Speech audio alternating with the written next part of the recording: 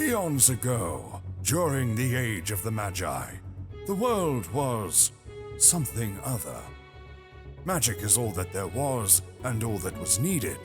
Legend states that a cataclysmic event brought a great frozen age to the world of Lacrin, and soon after, a new era dawned. Though they say the ancient magics of the Magi still lie buried and lost, scattered around the world, lying in wait for those with the courage to wield it to discover.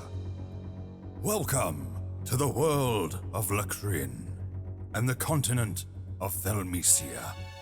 Noble knights, roaming orcs, mischievous goblins, and idyllic wondrous lands, just waiting to be explored.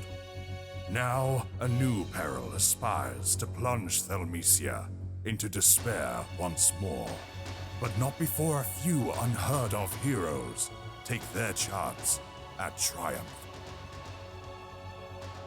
Welcome to Tablestory, Darkfire.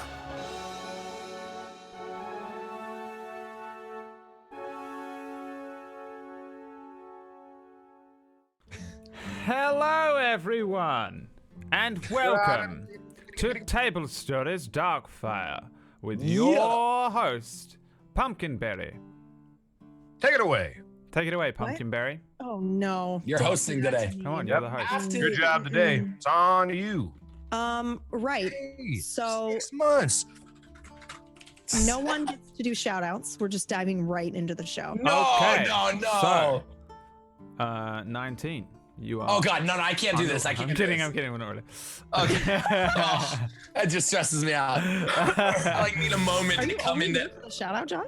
I am only here to get more clout That's all he's here for. Yeah. on Twitch. That good old prime D&D good- clout. He The wants that clout, dude. hardcore D&D clout. No, we do this for the fun. What? I mean, you're only giving yourself 70%. All right. It's Yeah. not even that. Like you're. Why would you do that, Wag?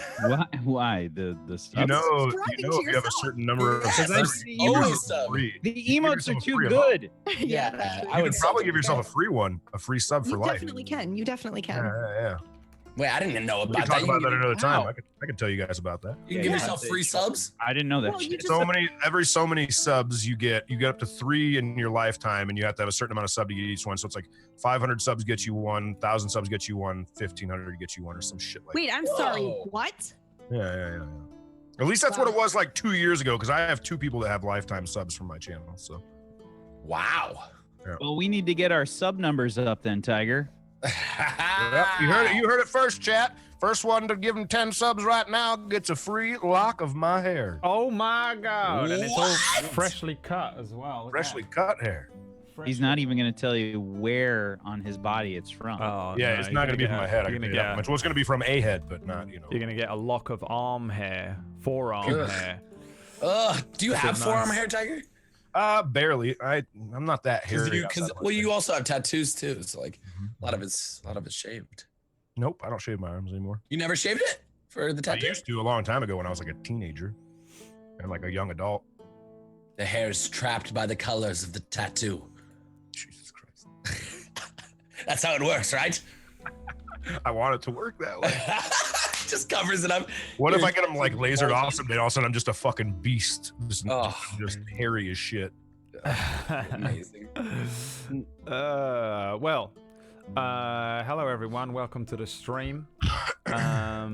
Another week of oh my God. Yeah! I'll DM you Um, my mailing address, Tiger. Oh shit! Ooh, I think I'm flattered right now more than anything. PB just threw 10 gifts in the chat in the gift subs for think I'm those of you blushing watching right on now. I was VODs or terrified full someone was screen gonna- or But I some think shit. I'm blushing. I was terrified someone was gonna. I must have those locks. Now I expect to see. I want to see it tweeted when it arrives, PB. Oh my god. Let us know what they smell like. Speaking of tweeting, I'm gonna tweet this shit out right smell now. like? Oh my god! I What don't does think that I did that. smell like? Is that what you That's said? what he Why? said. Sick. Brad's always Great. wanted to know. No, I said that. He was Oh, just- you said that? Yeah. Oh my god. God damn. Well, there we go. So, welcome to the stream, people in the world. Today, we will find out this episode has a working title, which often changes. I usually name it something. Jesus, John Sandman. I mean, I sort of want some arm hair too, if you don't mind doubling the offer. Wait, did we? John Sandman, for those of I you just watching on YouTube, Well, just fuck dropped me, I guess. I gotta- 500 subs in the chat. Yes. There's the clout I need, Brad. There it is. He just Oh, dropped yeah. 500 subs in chat. I tell I people wish that that was you real. bought. I tell people that you bought 10 Teslas that day that you bought a Tesla. I tell people- But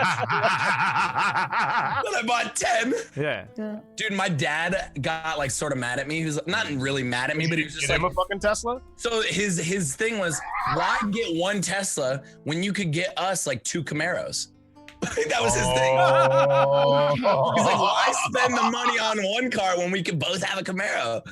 I was Like, like, Dad, I care about the your dad's environment. face and Yeah. reaction in my voice, in my head. you know how my dad, like, he's Yeah. very like talky and like, he's just like, I don't get it. I don't get it, man. Tell your dad to get a damn job and buy his own Tesla. Buy his own Camaro. That's what I'd say. Dude. So yeah, John Sandman, thanks for the 500 subs. Yeah, anytime, man. No big deal. Just like squish my hopes and dreams, John. Just be like, What? oh, I did 10. Oh, I'm gonna drop 500. 500. I didn't really drop 500, everyone on YouTube. All right, it was only 10 too. PB, don't Everybody do on it. YouTube, you should know that John is lying Let's go. through You should every roll tooth he with has. it. No, I felt bad. I felt like people would be like, damn, how much would that be? 500 subs? A lot of money. It's lot. $2,500? $4.99 times 500. I wouldn't even make a $2,500. dent for John Sandman. You could do that. You could do that 5 times in. You could do that on every channel. $2,495. Oh my Yeah. God. You'd get a lot more than a lock of hair for He that. could do that. He could do that. He could do that in How many 100 crates channels. is that in Rocket Still League? full. Like 5? Didn't you just open like 600 crates in Rocket No, League? I got a bunch of crates. So PB, be careful, because John will buy your house and sell it And evict you. and evict you out. Evict you. I'm gonna He's done raise it the before. rent double. He's done it before. When you try to move, I'm gonna buy that place Yeah. and make the rent double. Oh my god. Nice to me today. This is what YouTube money does to you. It twists your mind.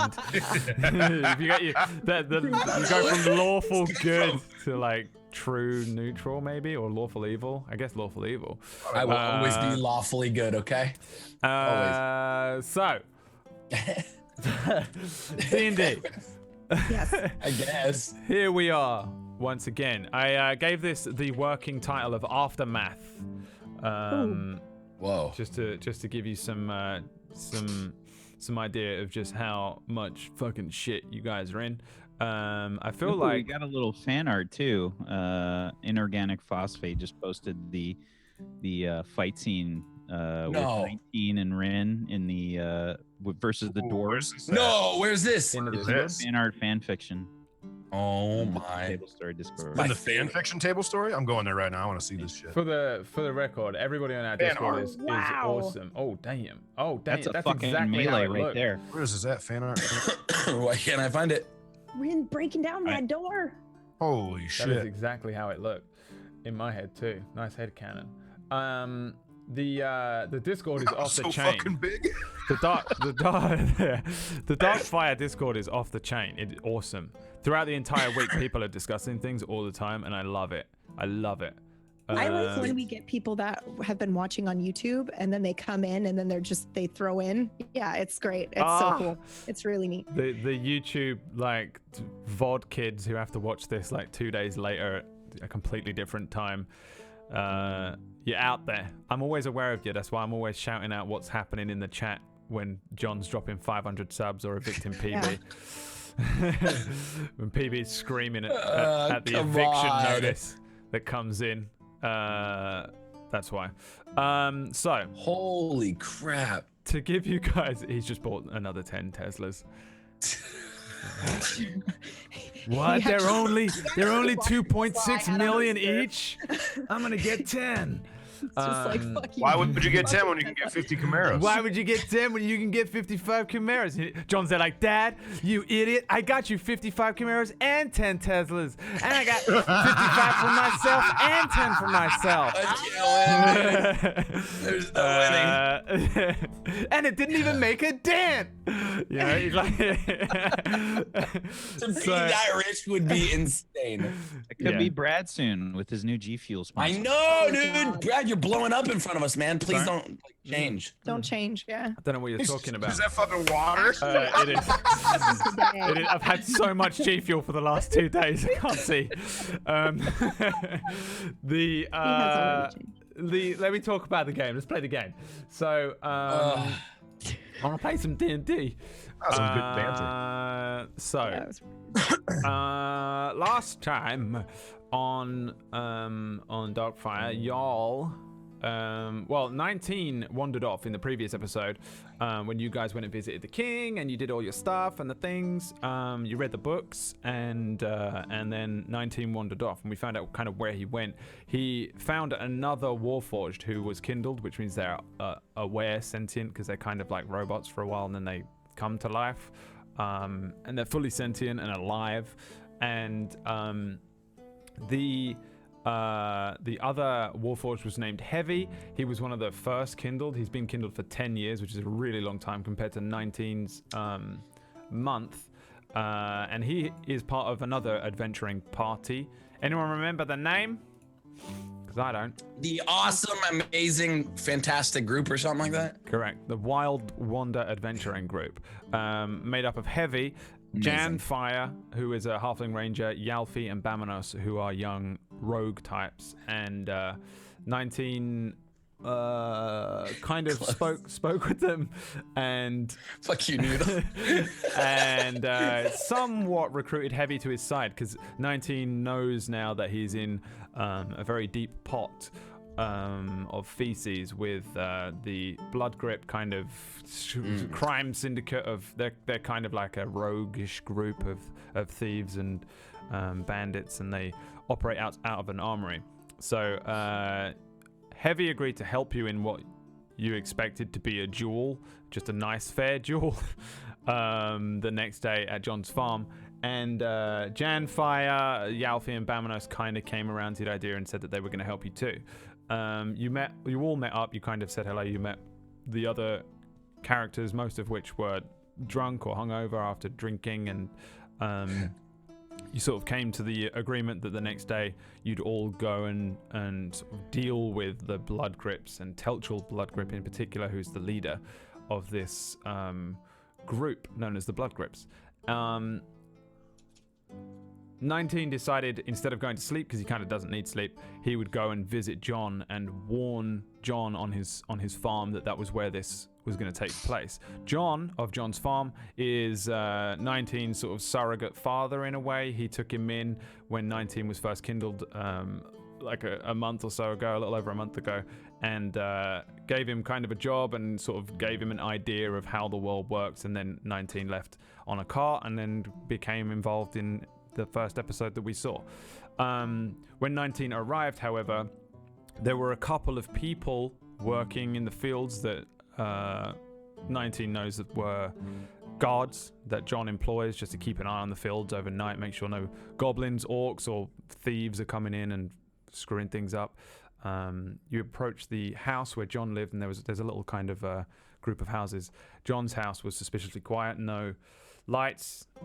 You and Bamanos entered and found that everybody in there had been murdered, most of them with daggers in their backs. And there was John as well, the owner of the farm, was also murdered. And he had a note that was most likely for 19. Anyone remember what it said? You can't win. Yeah, you can't win. You can't win. And 19 then Ate the note. ate the note, found out, went outside. The other members of John's farm that weren't, not everybody there was murdered. It was just like one house with a handful of people in. Then 19 met up with some of the other people on the farm who recognized him after a moment as 19. And that was pretty much where we ended the session. And not quite where we're going to pick up with today's episode. We are now going to travel 30 years into the future. I'm kidding. Fucking do it. I've done it a couple of times before. So I shouldn't tease that stuff. There's no guarantees that I won't do that at some point. That's great. We'll see. No, we're gonna pick up a few hours later. It has been some hours. Iridir and Drift. Yeah. You have been asleep for long enough that you can have a long rest. Yes. Rin, I don't know if you needed one, but you have the benefits of a long rest. In fact, all of you have had the benefits of a long rest, probably except for 19. Because I imagine 19 has not been to sleep. Yeah, I haven't, but I was full up anyway, so I'm good.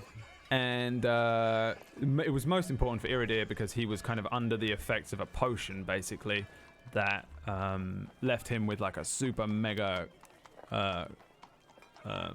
crazy drunken. Oh no, you had the potion and then you had the hangover and then you drank on top of that.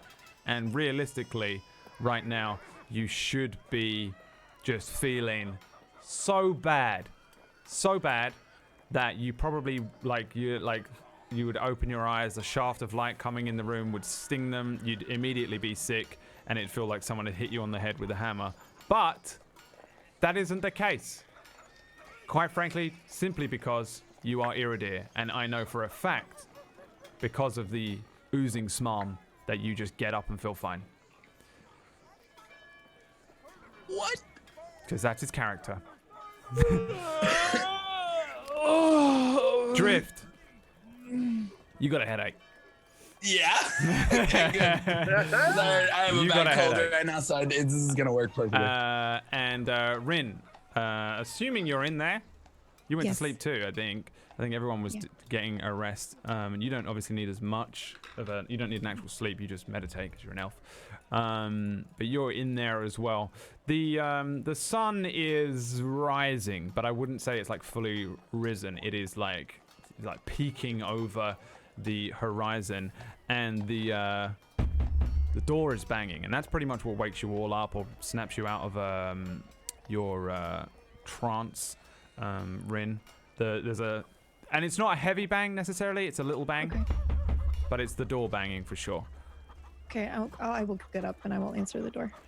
I'll get up as well and just kind of like do my morning stretches and such. Oh, good morning. How are you feeling? Oh, I'm feeling quite lovely. Good morning. Good morning. What happened? Hello? What happened? I'm gonna It's, open the door a bit.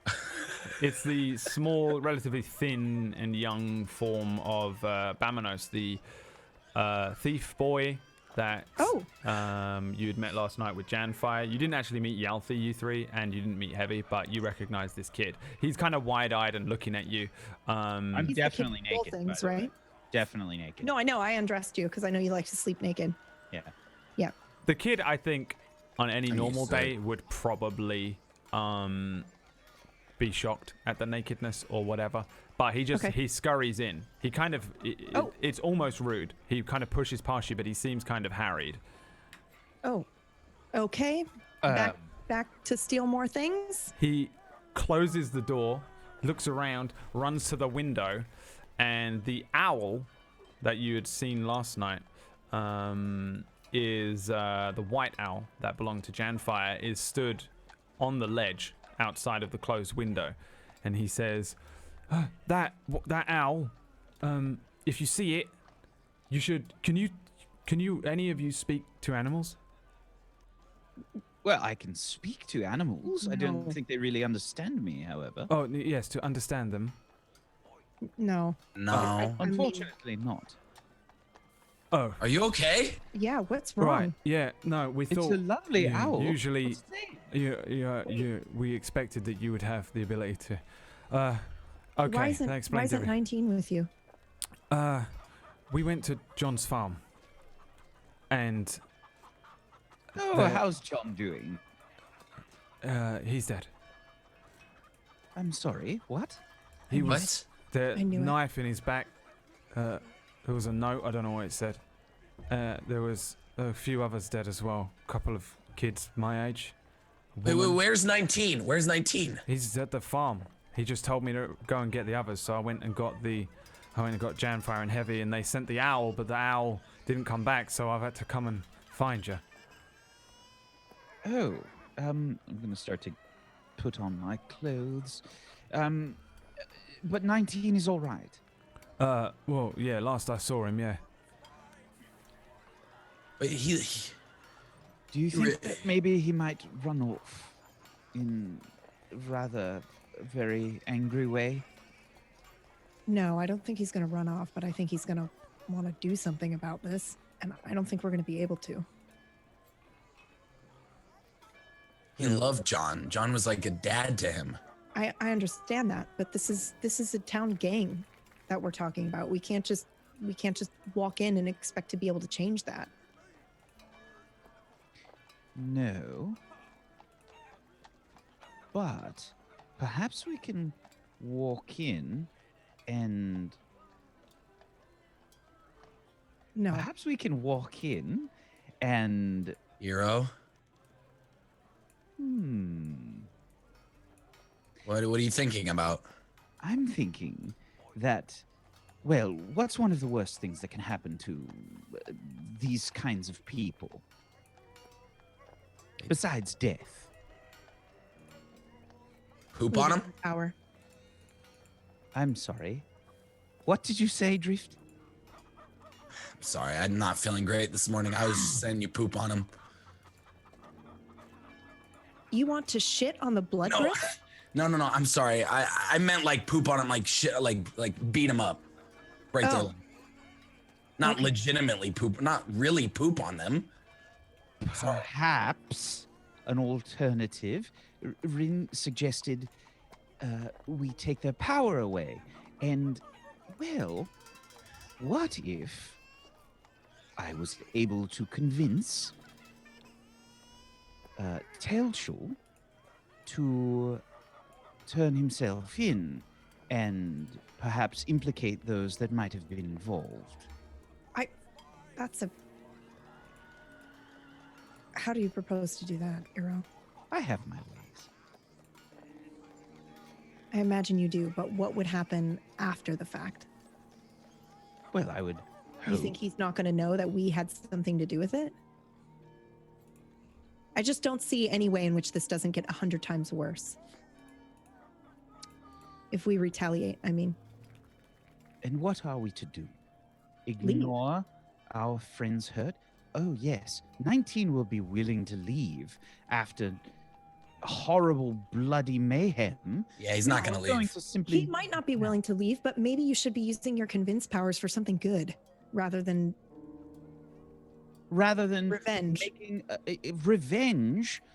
They killed a man. They belong They in killed 3 jail. men now, actually, and probably way more than that.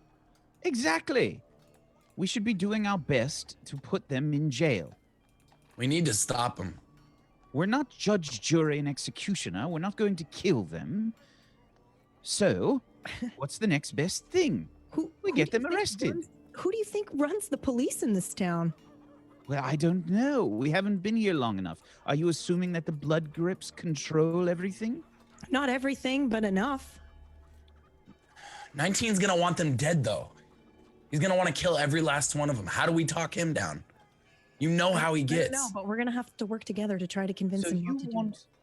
you want to try to convince 19 that one of the only people that he's ever cared about should be forgotten and No. leave. Not forgotten. Well, that's what you're implying. No, it's not. Your memories of the person that you lose never leave you, Eero, and you know that. You don't have to extract revenge to feel anything. You can remember them and feel. Revenge isn't going to change anything except maybe make things worse. Maybe make the blood grips retaliate on the town even more. We're talking about 19 here, though. And we're also talking about no retribution or justice. And I don't feel right about that.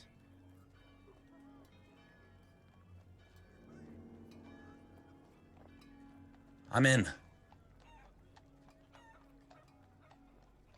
I just think 19 is young, and there's a difference between justice and revenge. And I don't know if he is at a place where he can see the difference. And I think what you're suggesting that we do is not justice, but revenge.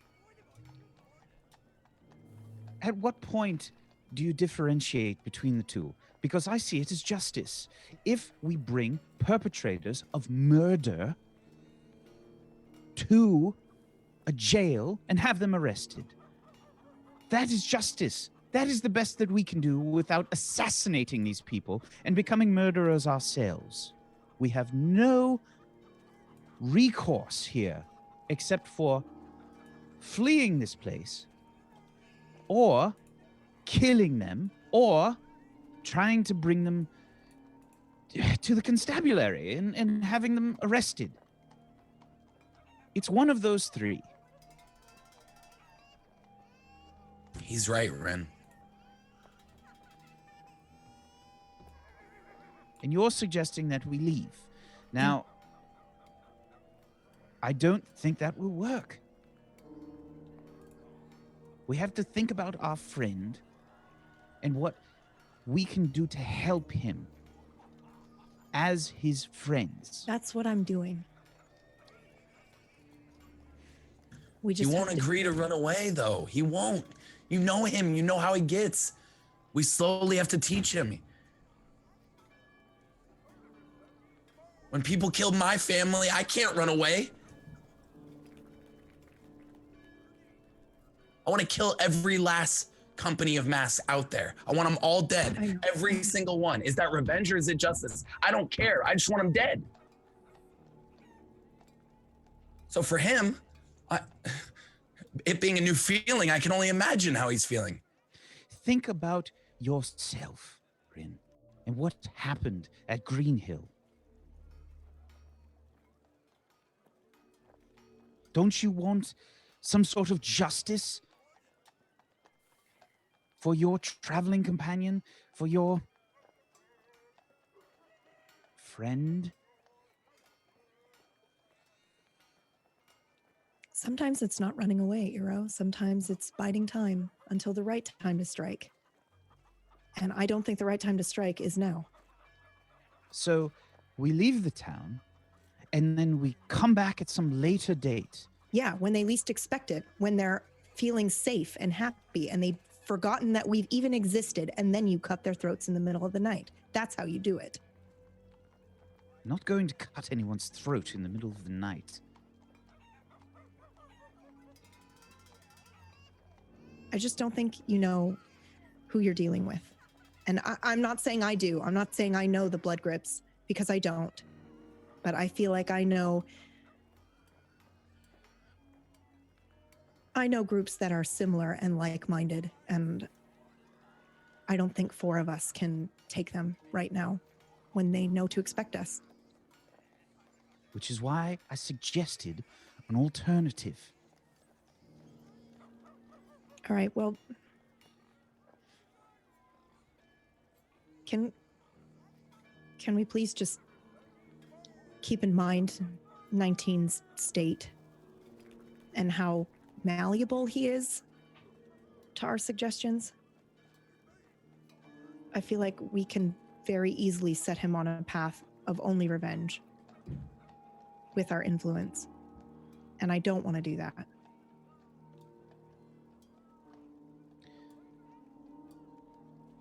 Perhaps we should speak to 19 before we make any decisions. Let's make sure he's okay. Yeah. Yes. All right, I'm gonna get the rest of my stuff. Are you okay? I forget his name. I'm sorry. What's the kid's name? The kid is at the window. His name is Bamanos. Or Bamanos. Bamanos? Okay. He is at the window and he's fiddling with the latch. And while he was kind of half listening to you for a bit, he then wandered over towards the window and he opens the window, lifts it a little, and leans his head towards where it's open and whispers to the owl. You can hear him quite clearly, but he just says, "Janfire," and then closes it. And you see the owl take flight, and he closes it again, and turns around and says, "Okay, yeah, sort of, yes, I'm fine. Yeah, it's just a lot I didn't expect. You know, they said that there was going to be a gang fight, war, whatever. I don't know. We don't spend a lot of time in cities, honestly." For good reason. Did you take anything while we were talking? No. Wait. What? We ran into a certain vendor outside of the festival. He was selling strange animals, one of which was an owl that was able to see the future. I was gonna buy you that owl. That's very kind of you. Thank you. Yeah, you seem to really like it. I do like owls. They're very interesting.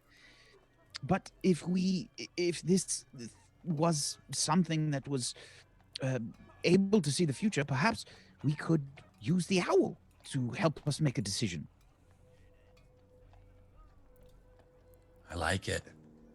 If we can determine the best course of action through the advice of an owl that can see the future without expending any energy ourselves, I think that's, well, it seems like a win-win. I don't know any owl that can tell the future. Much Well, less why we can eventually show you. we would have it. Okay, all right. We should go though. Let's go to 19 first, I think. Pickpocket, are you okay to come with us, or do you want to go on your own? Really, I don't pick that many pockets. Honestly, I take from houses. But do you need me to So, pick someone's burglar pocket? I'm then? okay with it. If you'd like, I can work. What is it? What do you need me to steal? No, do you want to come with us back to the farm, or do you want to stay here? Oh, I was just supposed to find out where you're going, and then, well, they're going to the farm anyway, so I'll come with you to the farm and meet Yeah. up with the others. You'll be safe with us. All right? Did you take anything from this room just now? No, I Is promise. he lying? Can Yeah, you can give me an insight check. Can I check my bags? I think we're all giving him the death stare right now. You can give me an insight check. Can we intimidate him? Or I guess you can give me an intimidate. You didn't really say it intimidatingly, but Okay. 2 12s from Iridia and Insight. Rin on insight. I'm coming in with insight as well. 8. An 8. Iridia Rin, it's kind of hard to work out. This kid seems like he's possibly very good at lying, which is probably Yeah. really all you get from a 12. On an 8 drift, you're really unsure. You can't work out what's going on.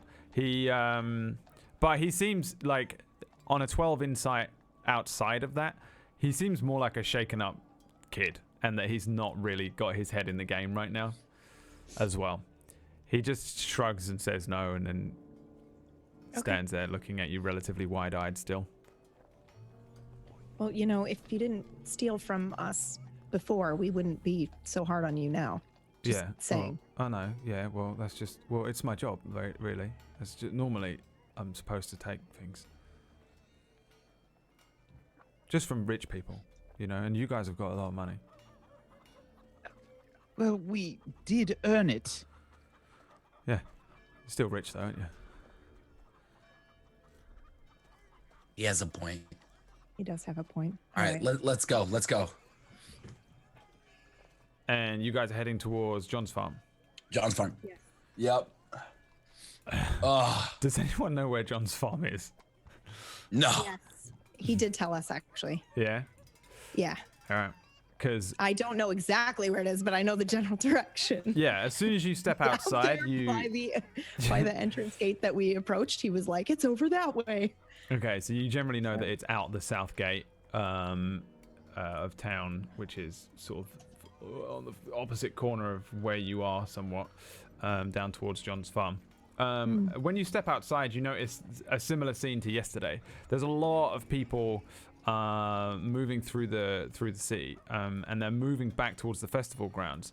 The second day of the festival begins shortly, probably around middays, but people are trying to get there early. Today is the archery contest, and but the festival continues. So basically the same site as yesterday. It's a lot of people kind of swarming up towards the other side of town that you're heading away from. You look around, that kid's gone. Almost as soon as you get outside, you lock your door, head downstairs. A few people in the Ironwell Inn getting food, and that kid, just as usual, is gone. He's not with you, or he is and you can't see him. On the other side of town, as you guys start making your way, in fact, all three of you, can you roll me a d20 real quick? Oh shit. Sorry. 9. And I need my Oh, d20s. there's a 20 from Rin. Ooh. Oops. 9, I got a solid 2. 20. The first one was correct. 9, 20, and yeah, that works. And from a 2 Drift. from Drift. Okay. All right. So you three begin making your way across town. I don't think you really know a quick way there. So you're probably trying to take the main routes and stuff like that. So it's going to take you a little while to maneuver through the town and get to John's farm. So 19. You have been with the other members of John's farm. The majority of people here. There's a decent amount of people that work on this farm as well. There's at least you'd estimate sort of 50, 60 people that are intrinsically involved in the farm, not including anybody that does all the trading and the back and forth of the relationship that John's farm has with Roseguard, which is pretty strong. His, of the 3 farms, there are 3 farms. His is kind of an all-rounder. It provides a decent amount of overall stuff, livestock and wheat being 2 of the main things that he puts out. So he's got a lot of animals and a lot of actual grains and things that need to be sown, and there is instantly at dawn people getting to work, regardless, even though the news has spread throughout the sort of the encampment or the group of houses that are here. They immediately start getting to work, knowing no other way. You know that the sort of the second in charge here, the next in charge at John's farm, would be his son, who you are aware has been missing for a year, over a year, and that leaves it to John's kind of best friend or oldest friend, and he's not even as old as John was. John was around 60, this guy's around 40. A relatively kind of muscular gentleman with long hair that's tied back behind him. Usually doesn't have a 5 o'clock shadow, but sort of does today. A man named Benneth, who is about as close to prepared to run this farm and deal with it as you can get in this situation. John was kind of prepping to leave the farm to him as well, but he didn't. Oh, also everybody, there is a light drizzle. It's not raining as hard as it was last night, but it's not a nice day. It's relatively overcast. It's drizzly, and most people don't seem to care, but it's relatively ominous. Yeah, so I think you, 19, for the evening, you and some of the older members of the farm buried the dead. There was 5 people killed. John, the 2 kids who were just urchins that came to the farm relatively recently. I think you probably know everyone here somewhat, as much as you can get to know people, this amount of people on a farm in a month, or less than a month really, that you were here. But you know them and recognize them to a degree. There were these 2 younger members, and the old woman who was just an old friend of, I think I wrote down, hang on, what did I say? John's father, who inherited the farm from. This was one of the old women that began looking after urchins on the farm during the time of John's father's ownership of the farm. She was kind of like the nanny who looked after any of the younger ones who weren't put to work, kind of thing. And there was another man who was one of the guards who was killed. So I think you guys buried these people, found a plot of land where they already have a decent graveyard of some of John's family and friends and people that have lived and worked on the farm their entire lives. And then you see the sun coming up, and I think probably you and Benneth are maybe washing up or putting putting the shovels away, something like that. When you notice in the distance you can see the form of Heavy and the smaller form of Janfire, and then another relatively small form of Yalfi, as they appear to be heading up the farm road towards the area where you guys are. What are you doing? What are you thinking of doing? What is the plan here for 19? First thing he does, he didn't do anything. He's sitting there finishing up burying people, and he doesn't say a word. He's waiting for Heavy to get over there to see what they say to him. It's been a fair few hours. I think you probably, we're at the end of this portion. There's been a lot of crying, a lot of people coming, and confusion and stuff like that before eventually it's been multiple hours. I think it was pretty early, so it's probably been about 3 hours or something like that. And okay, so you're waiting for Heavy and Jamfire to arrive. Benneth will see them coming as well, and as he's kind of doing his thing, he's like, I'm going inside. And then he sees these people coming up, and he's like, who's that? And he immediately tenses up, as if this could be the people that did this. I just put my hand up to him, kind of like a no, kind of like it's fine. Doesn't say anything though. Oh, this is your party?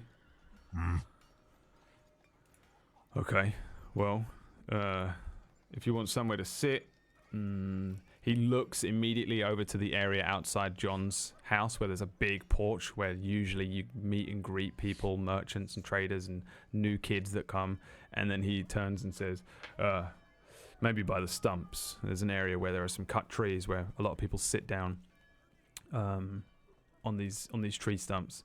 He says, if you need anything, come speak to me.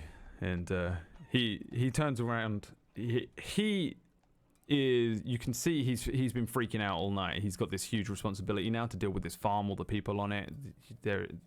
It all falls to him. He turns away, and then he turns back, and he just rests a hand on your shoulder and says, it's not your fault, These people, John's been dancing with them for years, and it's not your fault, all right? You couldn't have known. You couldn't have known. He just nods. He turns around and heads off. And I think he's probably said something like that a couple of times to you during the time that you and him and maybe a couple of the younger or older, stronger types that have been with you throughout the evening. Before you hear Janfire come sort of moving up towards where you are. You see the much larger form of Heavy, who's a Warforged like you, very similar, but he has kind of furs on him, clothing, things like that. And he, Janfire is the first to speak. You see Heavy's kind of just looking around as he approaches. He's slightly less interested in sort of beelining for you. He's kind of scouting the area, looking about left and right before he comes directly to you. Whereas Janfire and the girl, Yalfi's, similar sort of looking roguish type to Bamanos, who is just following up quietly. She's usually quite chatty, but today she seems relatively quiet. And the small halfling runs up to you first and just says, "Right, what happened?" 19 looks at the halfling. Doesn't say anything. Looks back, continues to pat the dirt where the grave's at. Bamanos said that there were some bodies, and did they come back or anything? Shakes his head no. To be honest, we thought we'd be running into a war zone, but we sort of beeline down here. So nothing, just the dead. Shakes his head yes.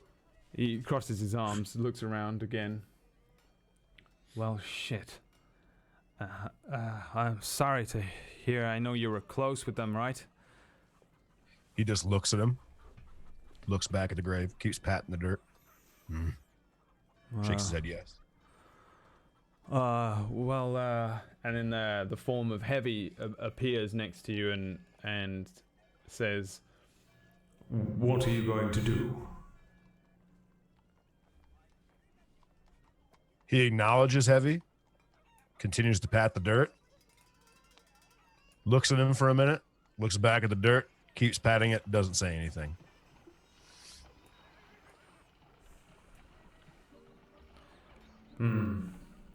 We will stand guard here if you would like.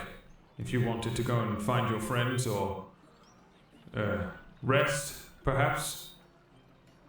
I don't need rest. They'll be here soon.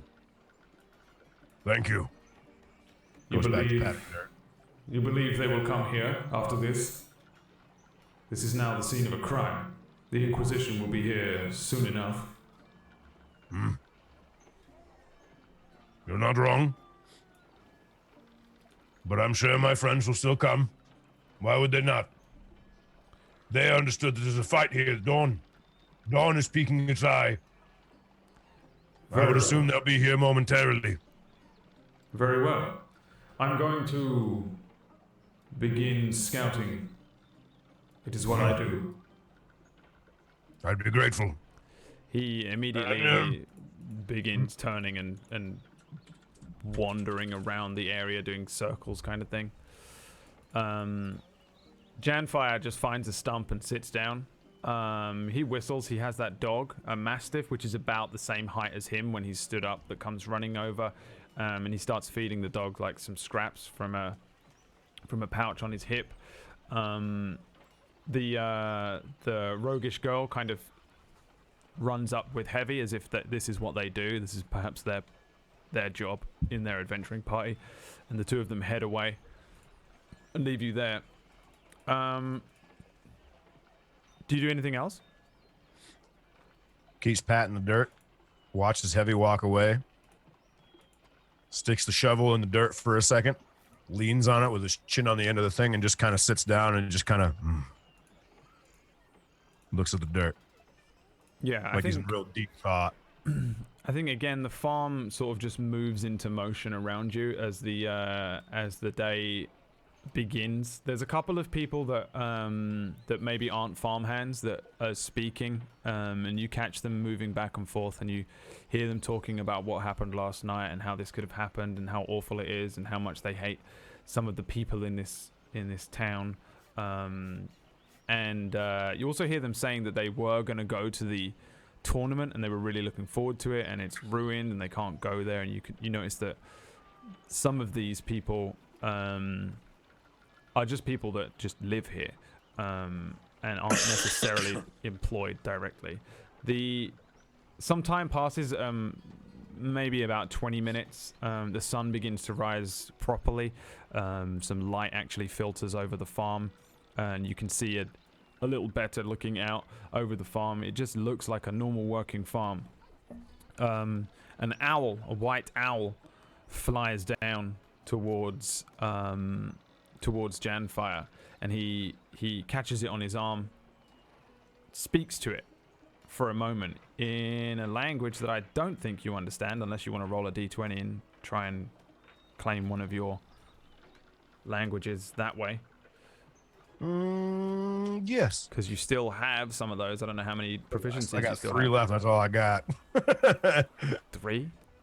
I think it's either 2 or 3. I think it's 3 though, because I kept telling myself I thought it was 2, and then I was like, no, I got that one, that one, that one, that one. But we'll have to look and make sure. Either no, I know we got 2 or 3, which means we got at least 1, which means How we many have something. check marks do you have on your skills? Yeah. Because I think you get 5. You haven't total. taken any languages or other proficiencies, right? So it's only skills you've got right now in terms of what your proficiencies you get, and you have 5. Well, there's 5 check marks, but we definitely had some prior, because I remember we took investigation, we took insight. You got 6 check marks. You're proficient in insight, investigation, medicine, perception, persuasion, and survival. I don't. Did we take medicine? How many does a cleric normally get at level 1? I don't know, but I don't remember taking medicine. When did we take medicine? I guess we could look in the biography thing, because we wrote some stuff in there. You might have taken medicine as one of your first as a cleric. That's true. Either way, we have a few. We'll figure that out. I'm gonna roll a d20 though.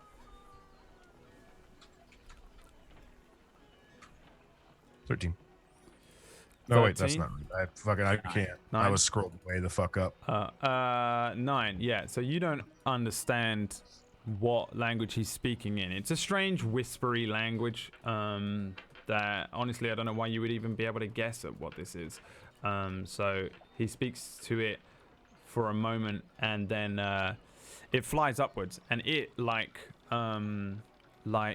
Heavy, who maybe you can see in the distance moving around towards the eastern side of the farm, it begins to do these huge arcing circles round and round and round, getting wider and wider over the next little while. The 2 left. You got 2 left? Okay. Yeah, write that down somewhere. Just put 2 out of 5 proficiencies somewhere. And if you don't know what we're talking about, by the way, he has a background that allows him to take 5 proficiencies later on. Because it's similar to an amnesiac. He doesn't have memories because he has existed previously and is proficient in things, but he doesn't have access to those memories because when he become kindled, he's his own man now, and he doesn't. Before that, he was just kind of a golem, just a homunculus.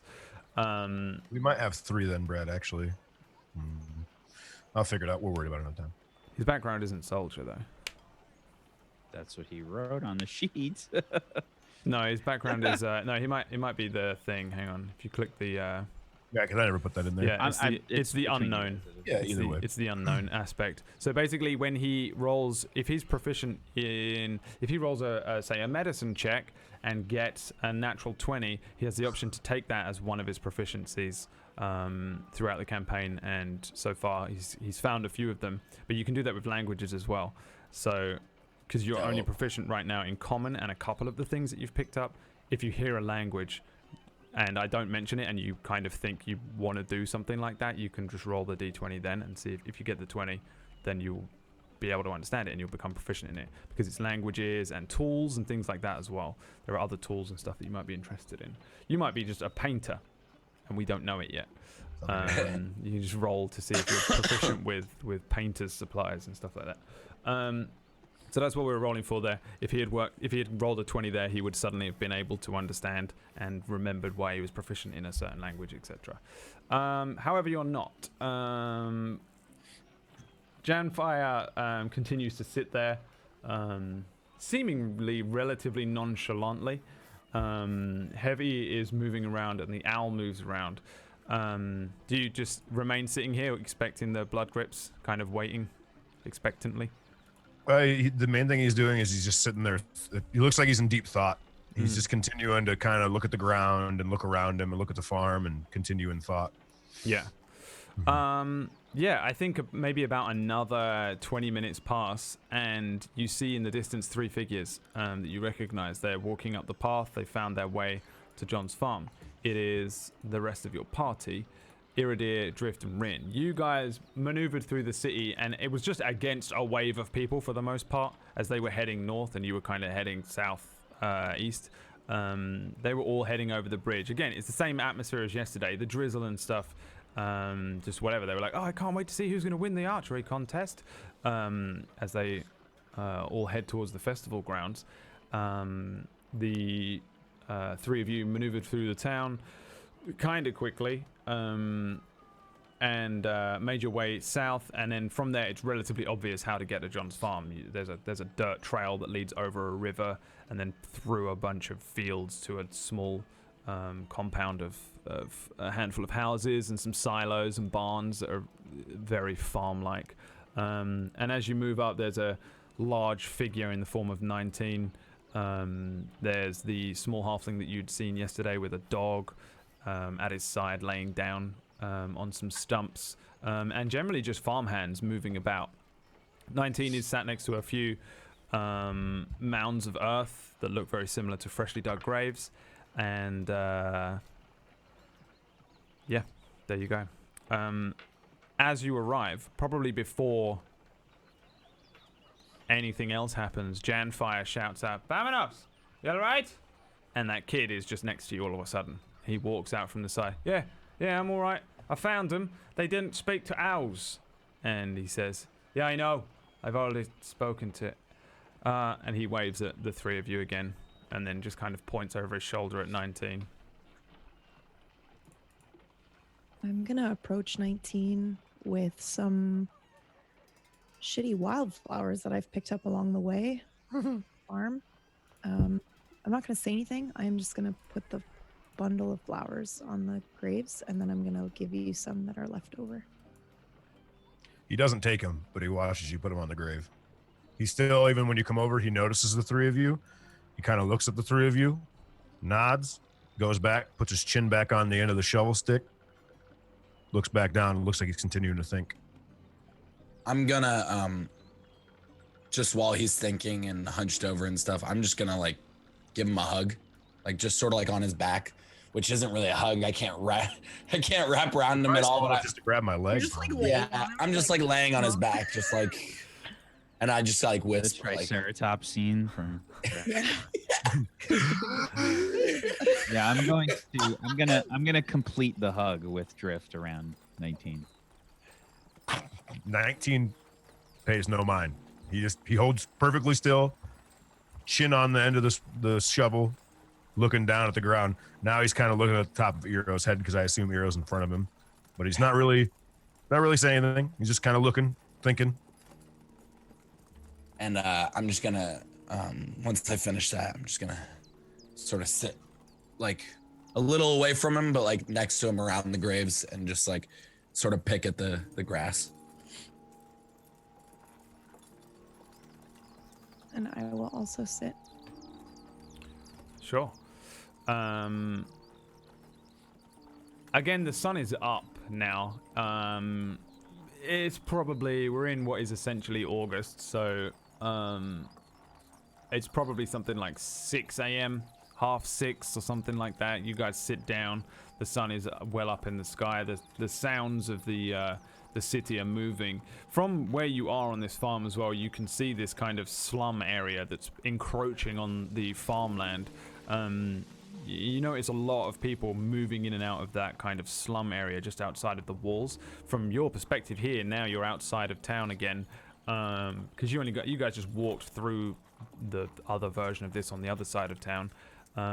You can see a lot of people live outside of the walls. There's these huge walls that run around the outside of Rosegard. These giant, great sort of white stone walls, this sort of resplendent look on them when you first arrived in town, with the sun shining off of them. Now with the kind of grayed sky and the drizzle running down them, they don't look quite as resplendent.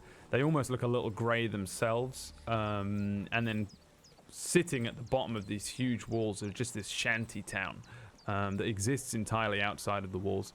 Lots of little sort of ramshackle houses built out of little scraps that they could find. Some of them look like they're made out of brick and might have been here for a decent amount of time, but for the most part it's just a sort of slum that sits outside the southern wall. And this is by far the largest part of this slum that exists out here. There's a lot of little causeways and roads that move back and forth, but they're just kind of dirt roads, and you see a lot of people moving out of them as if they're going to head up towards the festival grounds as well. And you can watch people kind of creeping out of them. There's a lot of people living in what is essentially tents, and there's even people living in overturned carts and scrapped together kind of shelters. Other than that, there's not a lot to look at. There's this farm, there's people working the farms. You can see cows and horses and chickens and sheep and things like that. Everything you expect to see on your sort of very, very standard, typical farm here. And I'd say maybe an hour passes really with not much going on. Heavy, who at first you might not have noticed, but eventually now returns. He's done a full kind of lap of this entire farm. He returns with Yalfi and looks each of you over before approaching Janfire and glances at you, 19, and says, I do not believe there is anyone here. I'm not too sure if your duel is going to happen. If they were to strike, they would already strike. Also, we will have company soon enough. He turns around and there's another figure with an armed escort heading up the dirt path. The Inquisitor that you guys recognize is Inquisitor Sath, who is a half-orc, very, very cliche, sickly green skin. He even has a set of small spectacles that sit on his nose, and other than that, he's wearing these very familiar black robes, black boots, a big book under one arm, a very small satchel over the other, and there are two kind of burly-looking, knightly-looking Rose Guard military types with their red sash over their back and a couple of lances, short swords on the side. As he's heading up the path towards you, he's still a little ways away, but you can see him very clearly. He'll be here in 5 minutes. Janfire says, that's probably not good. Do you have a story, or are you? What's the dealio here, 19? You telling the truth? He just kind of looks over, looks back, goes back to thinking for a second. I think the truth is the only way to make anything happen. All right. Who's doing the talking? Who's got the silver tongue? 19 looks directly at Eero. Well, I suppose that I can. Yeah, you look like you got your head screwed on today. Okay, well, I'll just leave it to you then. I go back to putting my chin on the shovel, and I'm just looking down at the grave. Yeah, 5 minutes or so pass, and Inquisitor Sath walks up. He walks straight past you all, though he looks at each of you, catching every single person's gaze as he does. He glances at you, and if you look at him, he looks you directly in the eye, passing with his book under one arm. No nod, no greeting or anything. He walks straight past, heading towards the main house. From the second largest house here, you see Benneth step out, again looking a little harried. His 5 o'clock shadow hasn't been shaved, but he strides out towards the center of the sort of compound, a little ways away from where you guys are sat, just outside of it, and just runs over. Yes, Inquisitor. He runs over as if like he wants to immediately greet him and speak to him and let him know what's going on, and you instantly hear him and a few other people come out now and start to look, and he says, the fucking blood grips, they've killed John. And the Inquisitor stops, opens his book, pulls out a pen and begins to take notes as they Benneth basically retells his perspective of what happened. The Blood Grips attacked in the middle of the night. He tells the truth about you, 19, says that you showed up too late to try and help, that you previously worked on the farm, and for the most part the Inquisitor remains quiet, just listening to the story, every now and then nodding or grunting. Yes. He doesn't shoot any looks back towards you guys at all. Janfire is muttering throughout the entire thing every now and then, like, well, he seems like the cheery type, doesn't he? Yeah, great. Right, well, these Inquisitors aren't always the nicest people. You know, they operate in basically every single city on the continent, and usually off their own backs. I don't really know what they're all about. We just avoid them. So, good luck. Here he comes. As he turns around, the Inquisitor starts to stride over towards where you guys, these two guards following him. And he closes his book as he approaches and says, 19, Warforged.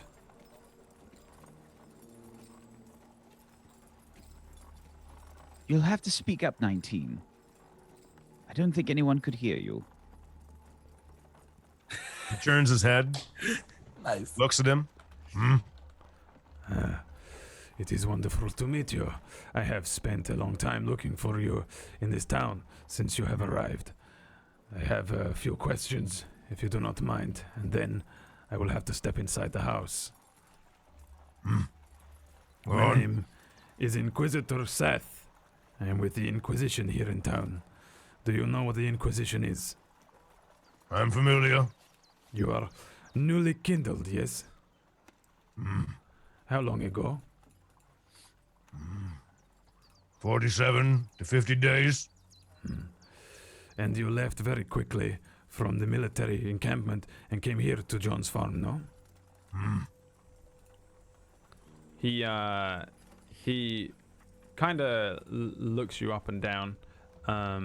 Because you have all these different changes and upgrades now. You also have a broken piece of metal on the front where you had a guard that's now kind of snapped or bent out of shape. He looks you up and down and says, you have made some adjustments to your armor, no? Yes. Tell me, where did you get this done? I trusted a man I shouldn't have trusted. I had Telchel do it, of the Blood Grips. Yes. He that is like almost thaumaturgy size echoed. He begins to flip backwards through the pages, and there's a lot of notes written very neatly in very small fine print in ink on these pages, and he moves back and back and back before he comes to a page and says, there was a Goliath armorer that was murdered, along with 3 workmates, 3 dwarves and another Goliath. They were found Yes. with... We believe that the Blood Grips are the ones that killed the armor smith. Thank you. I am speaking with the 19 right now. If you do not mind, I would like to... What he Of says course. is true. He is simply my friend, and I just want to make sure that everything is conveyed to you properly. You have to understand, since he is enkindled so recently, he might have a different perspective on things, and I'm just trying to assist as best as I can. I will come to you in a minute. Thank you, Iro. He kind of turns a shoulder to you and moves in such a way that he looks up at you again. And he's pretty big, but he looks up at you still, 19. He says, Whoever attacked them was heavily armored. Great boot marks. I am curious. You have had upgrades to your armor on your feet? Aye. But I was not upgraded until afterwards, from what I've gathered. he looks you up and down and says, The weapon that you use is concealed? I have 3 weapons. One of them is being held hostage currently. The other 2, yes. They're in my thighs, like most of the rest of the Warforged. I'm going to circle around 19 a bit, and I'm going to take note of the these sort of pockmarks and scratches and things that he's kind of accumulated from battle. And I'm going to say, there is a pretty strong differentiation between these marks that 19 has received from various combats that we've been through compared to the most recent additions to his armor. I would assume that if he was involved in the fight that took place at the armorsmith, the armor that he recently acquired would be more damaged. Wouldn't you agree? The armor that he wears, it is very expensive usually. When one is upgraded in such a way, they usually go to the Goliath. He had many military contracts. I should have went to the Goliath. Puts his head back down on the shovel and looks back down at the grave. Had many valuable contracts, which have since passed hands, many to the blood grips. Shake his head and he kind of like shakes his head like an anger, kind of like a frustrated no almost. Often, these military contracts will change hands when one armorer passes away or shuts down. Sometimes they offer upgrades in trade for work. It seems you did this, no? I did what? Part Explain exchange. yourself and what you're asking. Be forward. You did some work for the blood grips. You did. I did no this. work for the blood grips. No money was exchanged between you and the blood grips? Oh, if you're speaking about the armor, yes, I did pay for the armor. For messages whispered. Come again? You did not pass messages between the Goliath and the blood grips in exchange for money? They paid me money. I will tell you the whole truth. I'm not going to lie to you, because I'm hoping that whatever truth I tell you can get you to what you need to solve with the blood grips. I wasn't involved in the Goliath's death, but do I think that the blood grips did it? Absolutely I do. And if I explain to you exactly what went down prior, I think you'd understand. Do you have a moment to listen to me tell you? I will be asking the questions first, and then perhaps there will be time to listen to what you have to say. Then ask your questions, Inquisitor. The blood grips. We believe they may be involved in criminal activity. The blood grips, we believe they may be at war with another group known as Kersharian. I don't know about any Kasharian. He says, The Goliaths, the dwarves, they were found with many cuts, small cuts, on their bodies from sharp blades. The cuts did not kill them, but the poison on the blades did. This also shows the lack of armor on the victims. It means that they were struck quietly at night. Would you say you are what able you said? poison on small knives? Small cuts, small knives. Usually, it is difficult for your kind to creep and sneak, no? Without the aid of magic? Without the aid of magic? Could you imagine me trying to sneak anywhere? And he Picks his foot up normal and just puts it down normally, and it's like boop. he says, The poison weakened them for a fight that they were not prepared to take. Then, it seems, post-mortem, whomever attacked them put some heavy armor on and moved around, leaving great boot marks on the floor that did not belong to, at the time, the murderers. We believe this was in an attempt to frame you, a messenger. I would not lie to you. I would agree with you on that. I would only assume that with the things that I've realized about Teltrol blood grip in the current couple days, I should say, it wouldn't be very far-fetched. He picks up his foot, shows in the bottom of his boot. The new ones that he has on. He says, messenger boys often get caught up in these wars.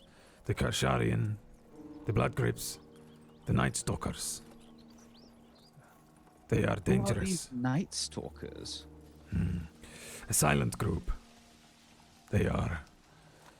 We haven't heard anything about them. Their That's why motives. they're silent, Eero. Their motives are And unclear. that's why I'm asking a question. The information that I Down do my have throat. on them is, let us say, confidential. But we think they are small fry, not involved in this, at least. However, the Karsharian, they leave a mark. They want people to know what they have done. Usually, they attack the rich. They left a mark inside this place on this night. Of the Forge Master, the one you speak of, the one that was killed, you're saying the Kasharian potentially had left something saying it was them? This does not fit their motive. They leave a bloody hand, but why they would hit a relatively poor fort smasher? He was not a rich man. He gave much of his money to his workers, and his contracts were military based. Your kind have been waking up and leaving the city. Your kind are in short supply in the military. For the most part, shields and swords, exchanging hands with the military, we have more than we need. Small changes, upgrades, and things like this are not as high demand as they were 13 years ago at the top end of the war. There is no reason for the Kersharian to hit them. We believe that he was hit by the Blood Grips. I would say that not only I do agree with you, I would like to tell you that I think that is factual information that you've come to conclusion of. I say this because the Blood Grips are also who killed John, the one that I just buried. And he looks down at the grave he's standing over top of. The reason I know this is because apparently, as you said, sometimes the messenger boy gets involved. I have made a realization. Looks at Rin. Looks back at the Inquisitor. Realizations that I should trust my friends better next time, but also that I should have never trusted a man like Teltrol Bloodgrip. I'll also have you know that they attacked me inside of their forge. Rin here knocked down the door to try to help me. I got her there safe and sound after they knocked her out. I picked her up and left.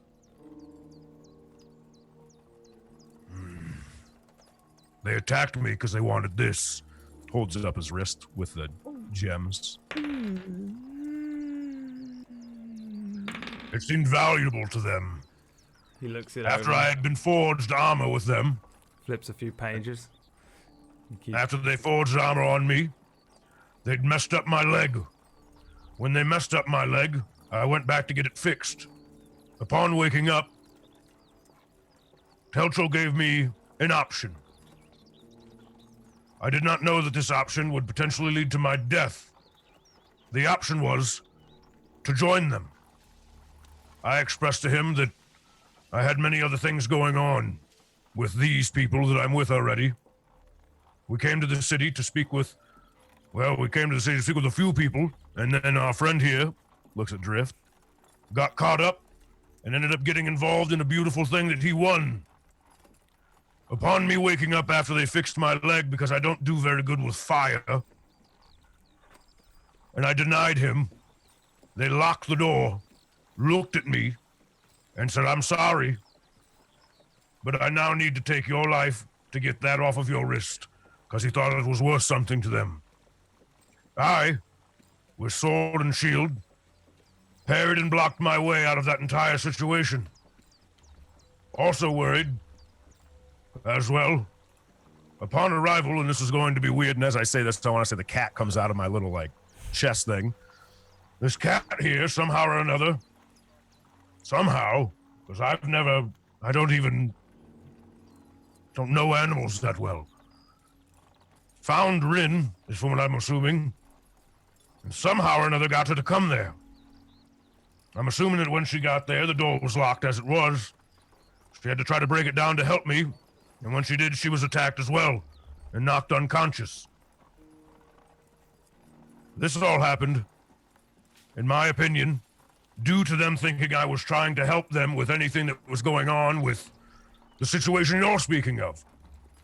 I think that might be another reason they potentially had tried to frame me.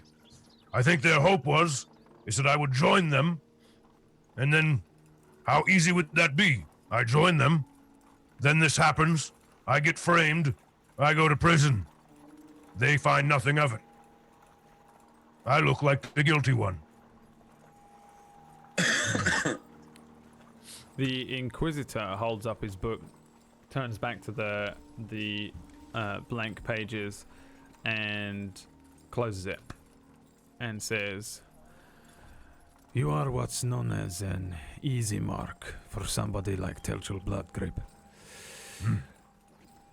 Yesterday, I came to this very farm to meet with John in the hopes that you were here. He gets full attention of 19, as he knows he talked to John last. He referred to you as susceptible. He said that I must take into account that you are young, very young, and that in your unsophisticated approach, you might very well have stumbled into something like this. At this point in time, I understand much more than I understand just a day ago. I understand much more than I did even a week ago. And tell me, Inquisitor, if I may ask you a question. May I? He's just looking at you, waiting, yeah.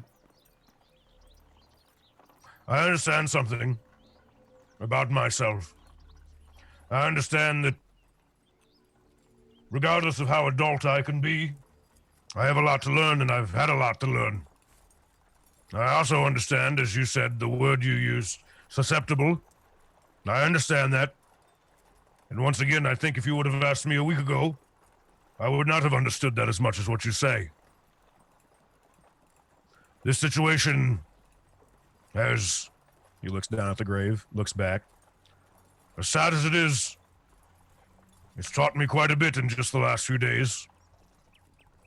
And I do want one thing I want to say to you, Inquisitor, is I hope that no matter what happens from here on, that I'm able to do nothing but to help you get to the bottom of taking care of a man like Telchul Bloodgrip. As I understand at this point in time, it's not going to be as easy as I thought it could be to deal with someone like that man after he tried to attack me. And I also understand that the situation that I have been put in, as much as I'm angry, as much as I'm enraged, I understand that the situation is bigger than me.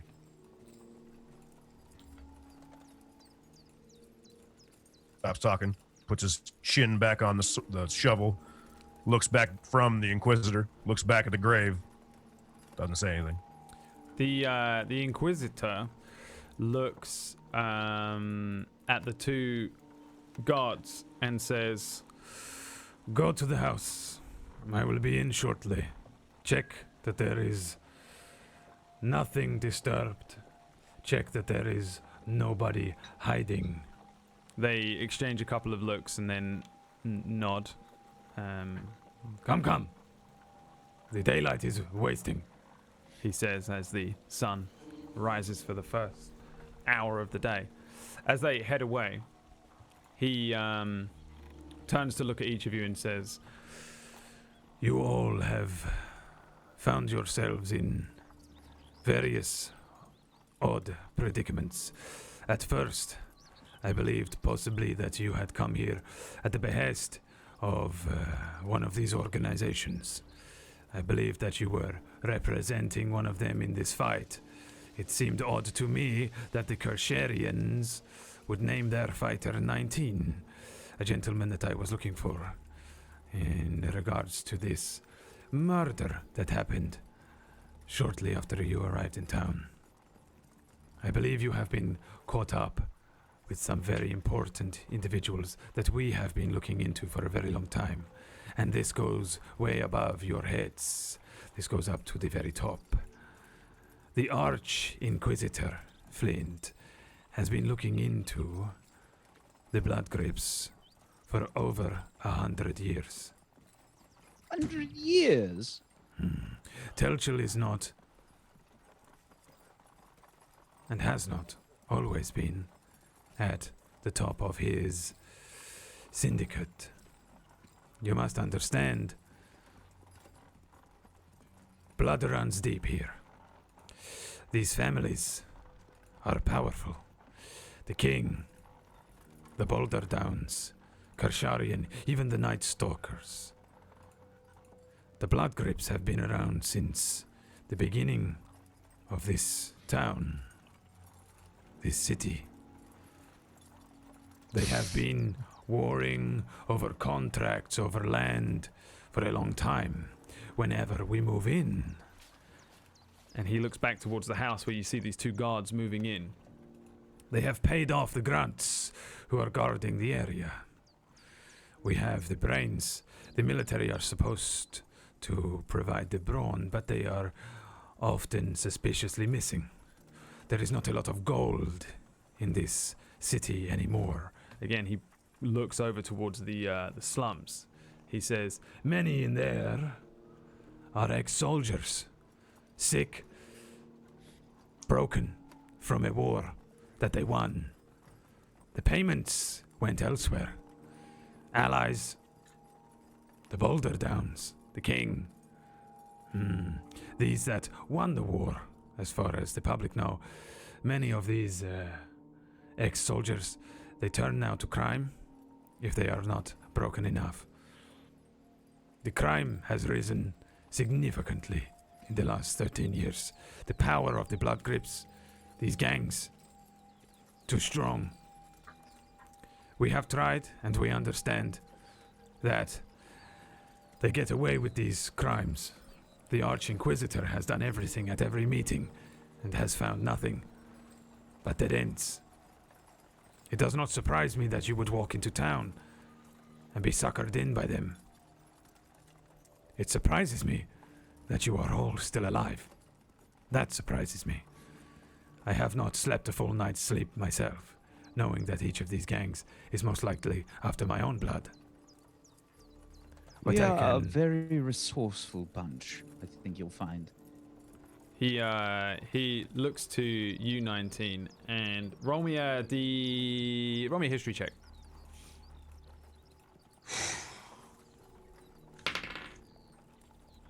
16? Give me a number. You have not met, but you know of the military commander in town, the guy who is at the top, before the fucking king of the military and pretty much runs the entire thing, is Commander General Minan Trent. He's a human. He's about 55-ish. He is like a typical short black hair, black mustache, stern-looking, broad-shouldered. Probably looks like that guy that was in Full Metal Alchemist, who was the guy that was at the fucking tippity top of that. I can only say a spoiler, and I don't want to. So he's like this commander who's in charge of everything, and he's generally not Armstrong. The guy, he's in charge, and he's a respectable guy. People say that he intricate to the end of the war. Generally speaking, the war was won by you guys, the Warforged, showing up out of nowhere, thanks to King Wilmar I, the current king's father. Showed up one day and was like, I know how to make Warforged or something, and then there was Warforged. This is literally how much information you have on it. The Warforged came in and just started appearing. A couple thousand of them over the course of the last 50 or so years of the war. Min and Trent was suddenly given all of these Warforged, and it's because of his like tactics and stuff that they won the war. Even though you guys were the strong arm of it, this guy was like the brains who came in right at the end of the war and won. Fura Bradley, that's his name. Yeah, that guy. Weirdly enough, and yeah, that guy. He, Commander Min and Trent, is the guy at the top, and you know this. Inquisitor. The Inquisitor turns to you and says, Min and Trent. He is a good man. The people that are at the top of the military are strong, trustworthy. But those at the bottom do not earn any gold. They will take any coin for anything, and they will turn their backs on a murder, even of their own fellow militants, or us in the Inquisition.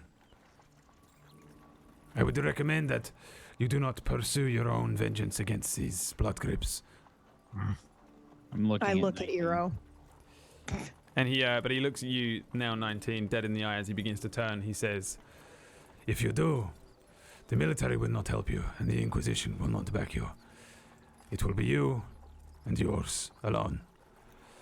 And he turns, just one more question. And he looks at you, Rin.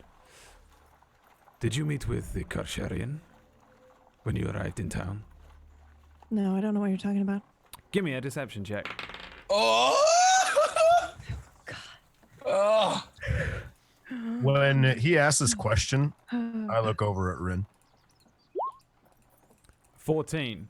14. He blinks a couple times and says, very well. Good day to you all. And When do be things careful. change? I yell out to him. I'm sorry. When do things change? You said this has been going on for 100 years. When do we stop them? When do they when do they pay for what they've done? Again, before, they were petty thieves. There were other gangs here. A long time ago. They've since died out. Many of them have merged into the Blood Grips, the Karsharian. This new gang, the Night Stalkers. We do not know who they are, where they come from, but they are rising themselves. So what do? You go around with a clipboard, and then you write things down, and nothing happens? Information is my power. When I find out how I can take them down, I am sure I will do that.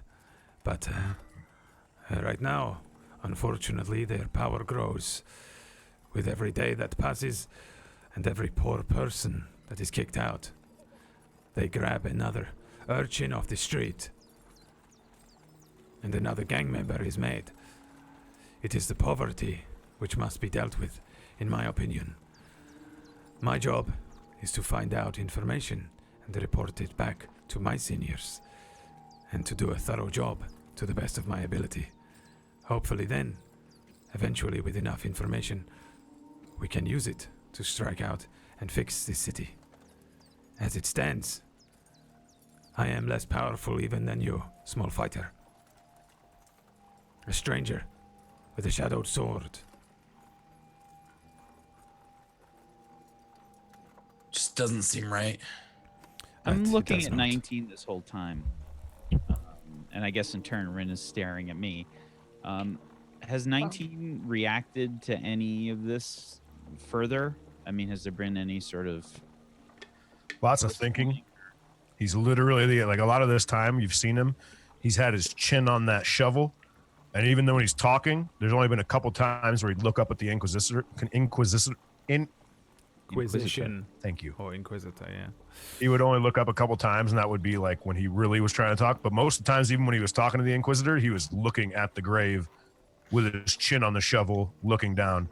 His reactions were very, very minuscule, and his like facial reactions for being a Warforged are very, just like, very straight. The Inquisitor starts to walk away. He just turns around and starts to head towards the house. Inquisitor? May I? I have much work to attend to today. 19. As I do. You said that if I decided to take any kind of revenge on my own accord, that the Inquisitor and the King would not back me. Is that correct? I doubt the king even knows who you are. Aye. I would go so far as to venture that the guards that are on duty near the armory, near any of the grounds that are owned by Bloodgrip, they will have been paid off, and very well, on a day like today. The Inquisition has almost no strong arm. Good day to you, Inquisitor. And hopefully a good day to you. If you need me for anything, or you have any questions, you can find me at the Tower of the Inquisition. But my time is sparse. You understand? I'd like to take a moment outside of RP real quick to ask you a question, Brad, and a group question. Who was the person we were looking for when we originally were to come to this town? What was their name? You weren't looking for anyone when you came to town. You were just trying to find information on a right? a place of power, and maybe some runes, some magical runes that Hasmol. We've done nothing for our main quest. Hasmol was the reason I'm asking is I'm going to ask the Inquisition. What? We don't know that. You haven't Don't told do us that. Oh God. I mean, you can, yeah. I mean, he's turning away again. I mean, do what you want. You say you know a lot. You say your power is information, Inquisitor. Oh. 19.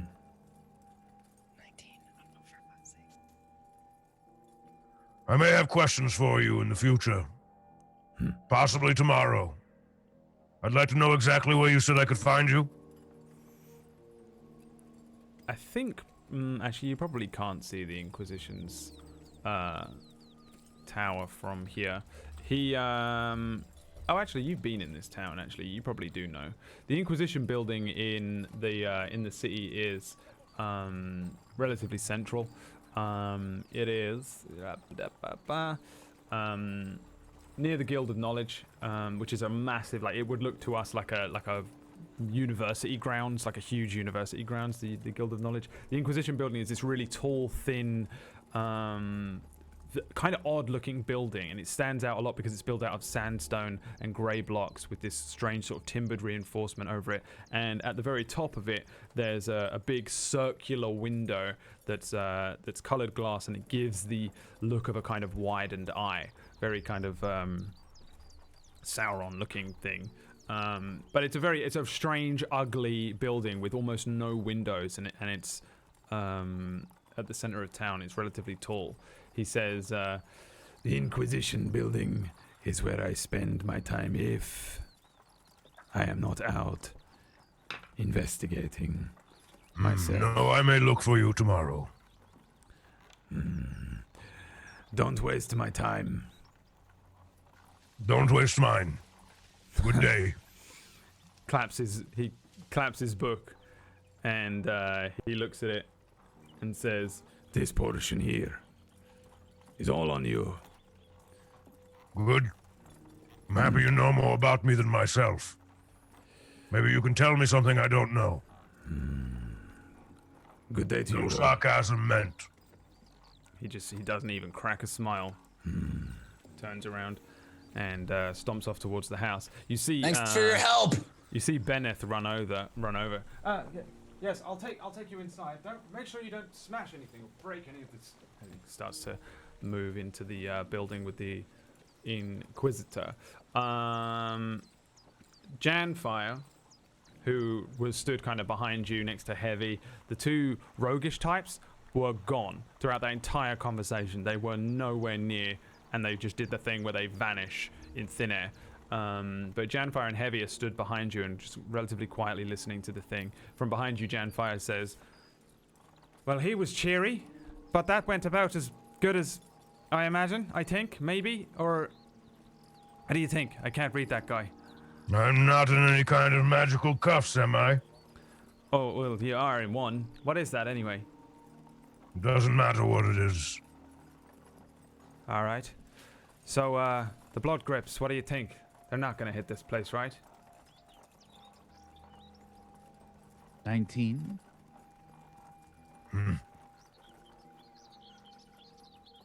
What do you want to do? He doesn't say anything for about what seems like almost a minute. Seems like 5 minutes because he's so quiet. Has his head on the shovel, looking at the grave. He hears what you say, but he turns to Heavy. I'd like to have a word with you. A little bit, Heavy. Of course. Hero? I'm going to continue to think. As he says that, he pulls the shovel out of the ground and he walks into a field. And Sticks the shovel in the field by himself, puts his head on it, looks at the ground. You can see him probably about like what would be like 2 blocks away, or like about a block away. He's just kind of sat there. He's just getting really sturdy, puts his head down, looks like he's still thinking. And that's where we're gonna go to a break. We're gonna cut to our break here. I hate breaks. I hate them and I love them because I have to pee. I need to pee too. All right, we'll be back in a few minutes. We're gonna just go on to a little break here, and you can go pee too. Everyone go pee, even if you don't need to. I was almost sick. Force it out. Be sick if you need to. Force it. Go force out a pee. For your kidneys. Your kidneys will thank you. Your kidneys will thank you. And we'll be back in a few minutes. Thanks for hanging out with us and enjoying the show. If you're enjoying it, if you're not enjoying it, well then sucks Fuck to be off. you. No, I'm kidding. I love you. Wow. Damn. Damn, PB. We'll be back in a few minutes after this short break, and we'll find out what the fuck. You know? What the fuck? See you in a few.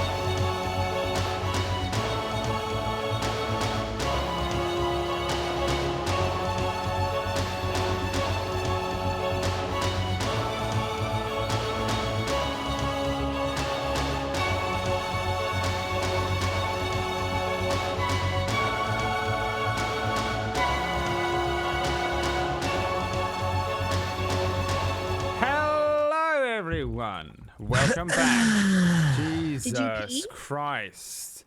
Did everyone pee? Better have a full check. Let us know. We're gonna follow up with it. We're going to follow it up. We will find Russ out. will shit on you. Oh, We'll poop all Jesus. over you. We'll poop on you. I can't believe you literally thought I meant poop on him. Well, I am Drift. So, you guys are on John's farm. 19 wanders off without giving you any direct answer. And Janfire shrugs. Heavy stands still. The two kids aren't around. What do you three want to do, I guess, while 19 stands elsewhere?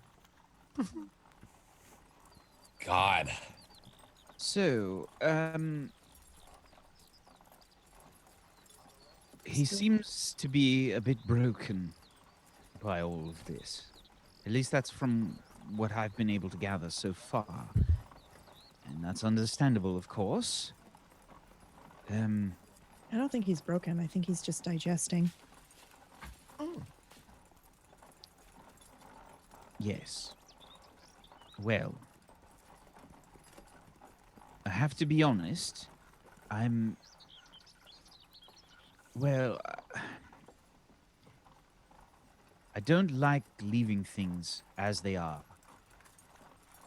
And as Drift put it, if nothing changes in the town, if no one tries to do anything, then it will remain this way forever.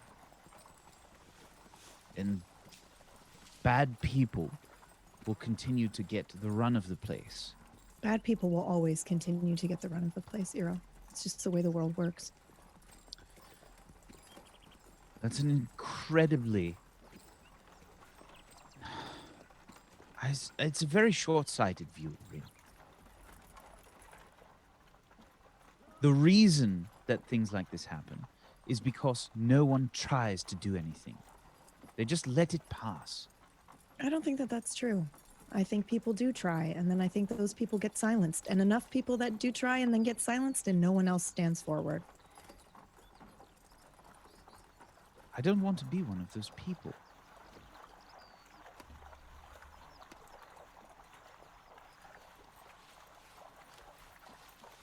Now, I know your position on the matter. Where do you stand, Drift?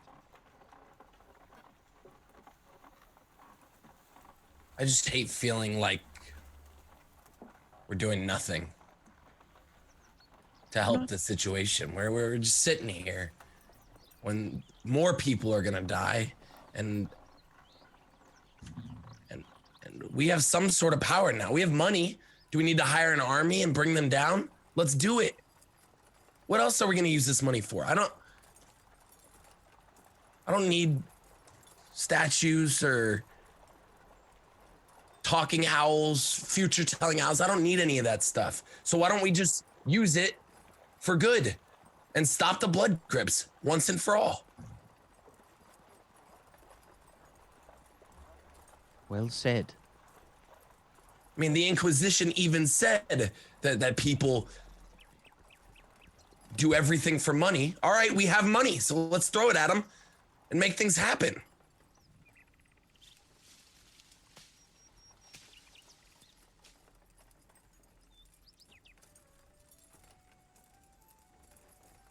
Don't you feel that way, Ren?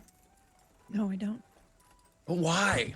Why don't you feel that way? Why aren't you upset by this constant 100 years?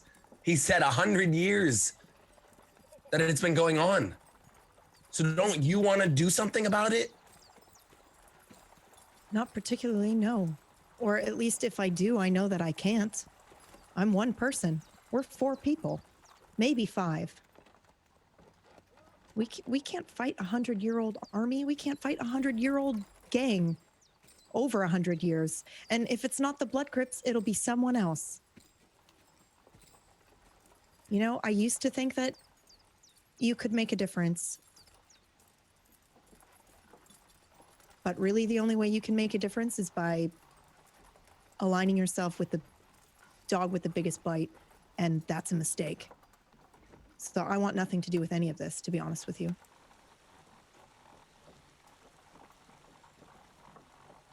I think this will get people killed.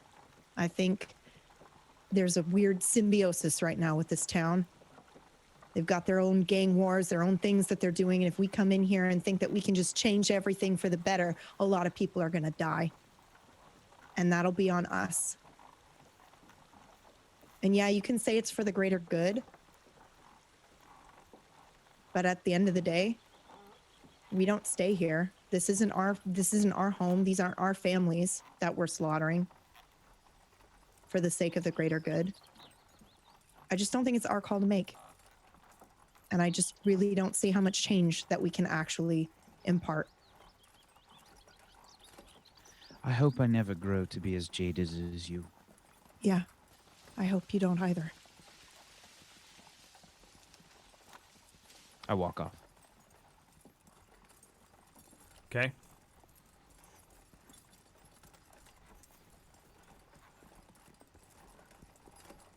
I respect your opinion. Okay? I just want you to know that. I just don't agree. And I walk off towards 19. Okay.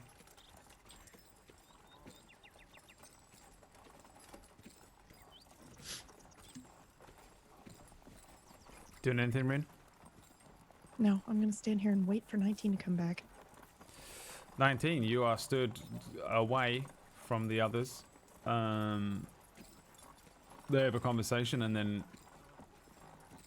Drift appears beside you. When Drift shows up behind me, I don't even look at him. I just know he's beside me because I can feel it. And I have my chin on the thing, and as soon as he's as soon as he's right next to me, standing there, oh boy, How you doing, buddy? When your entire town and city was wiped out, how did you feel? I know exactly how you feel. And How that's did why you feel?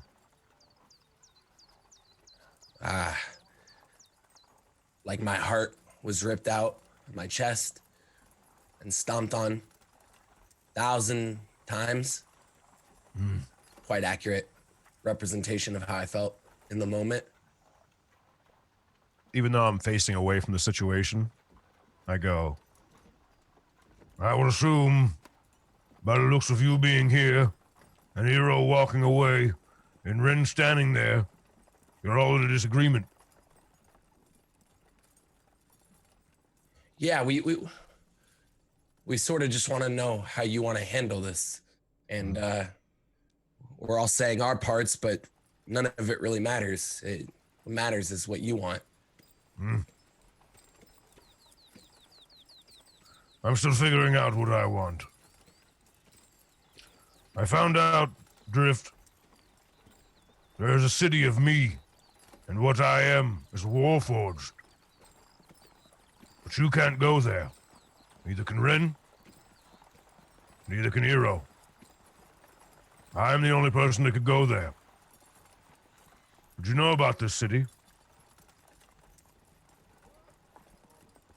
Can I do a history check, Brad? Because I isn't that just south of me, like where I was born? Wouldn't I Technically. see them going on the... Yeah. Give me a history check.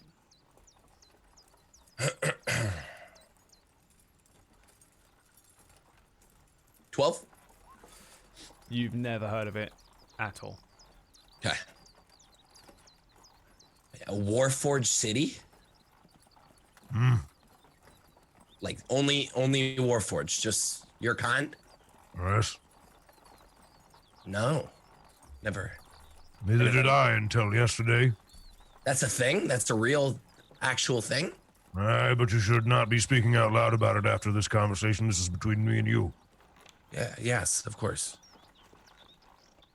Wait, are you When thinking your about... entire city was burned to the ground, what were your emotions? You never answered the question outside of your heartbreaking. What did you do? What have you done? What did you decide was the best choice of action after you watched your entire city, family, and friends burn?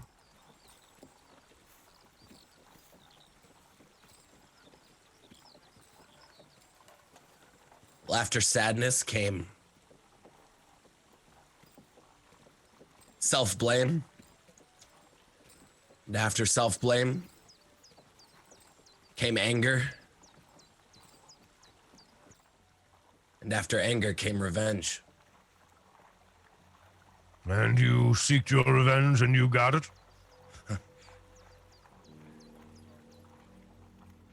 Not yet. Yet. Yet's a good way to put it, I suppose. I will, though. Like I told you and the group. The curse breaker.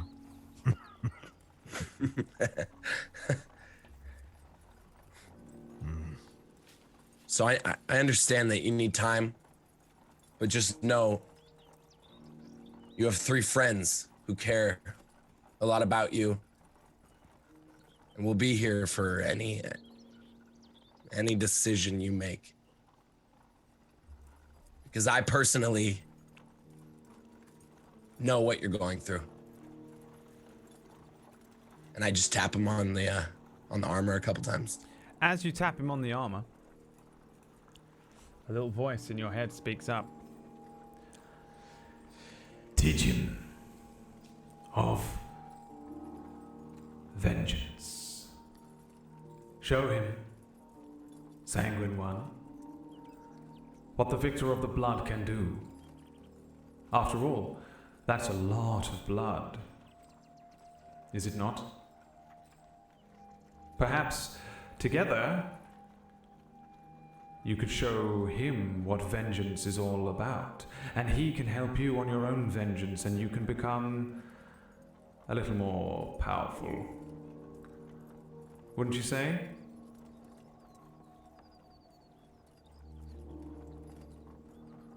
Yes. Yes. This vengeance he asks for. Seek it out for him. Seek it out with him. Kill them all. Sanguine One, kill them all. The voice kind of quietens in your head.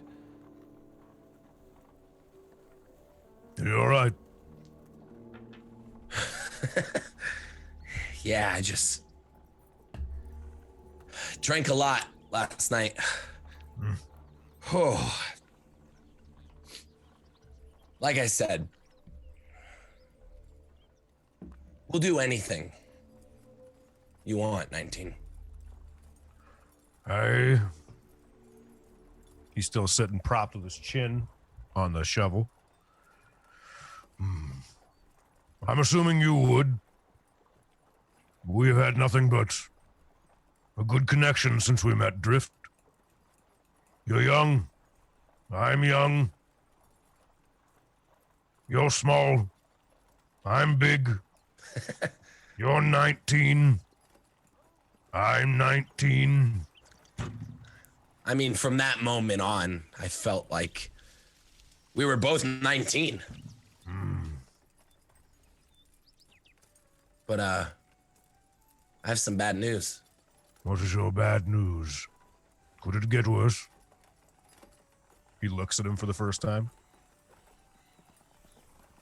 I turned 20 in a few days. So we won't both be 19 anymore. Puts his head back on the shovel. Looks back down. It's your birth date, my boy. Is that the case that you're speaking? Yeah, in 3 days. I've been counting. Well, what do you think of all this, Drift, the Cursed Breaker? What do you think are the right decisions? What do you think a well-bodied individual like myself should do?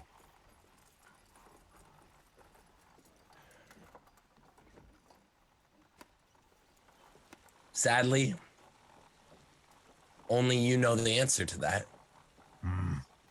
But if I were in your shoes,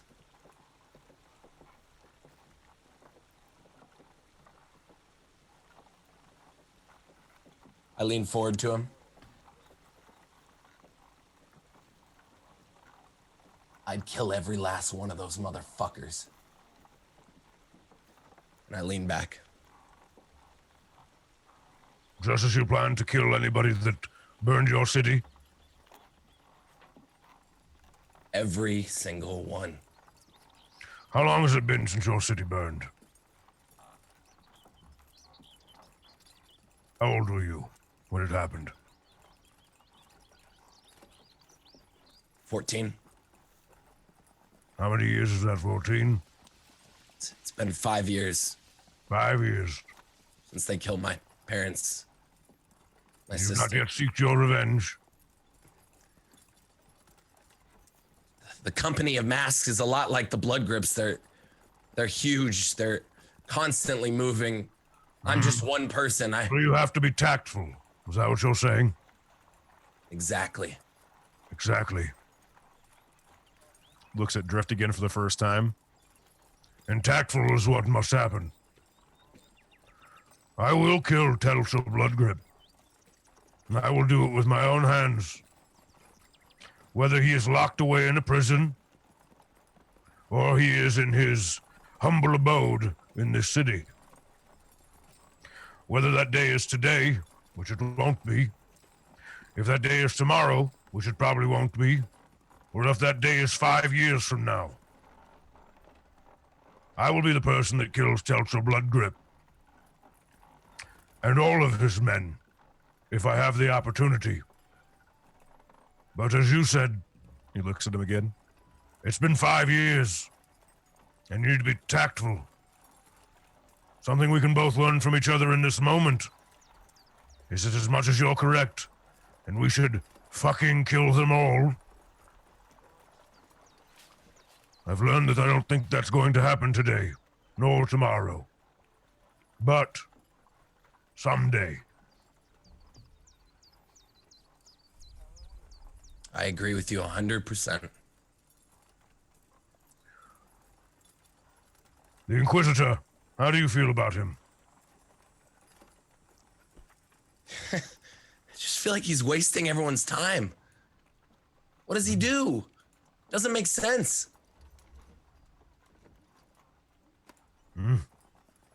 Stands there with a piece of paper, 100 writing years. things down. 100 years. Could you believe that? 100 years. It won't be 100 years between myself and Thelmecia. I can tell you that. And I'll tell you that you have people on your side, 19. I know. I've gained more friends overnight as well. Have you met Heavy yet? Heavy? The Warforged. It is over there, with where Rin is at. Why do Warforged have such weird names? He pays that question no mind. Heavy. I would love to meet him whenever. But I just wanted to come over here and make sure you were okay. I am. He just kind of kicks the ground, takes his head off and hand off because he'd been sitting the entire time with his hand around the shovel like a hard dick. Jesus Christ.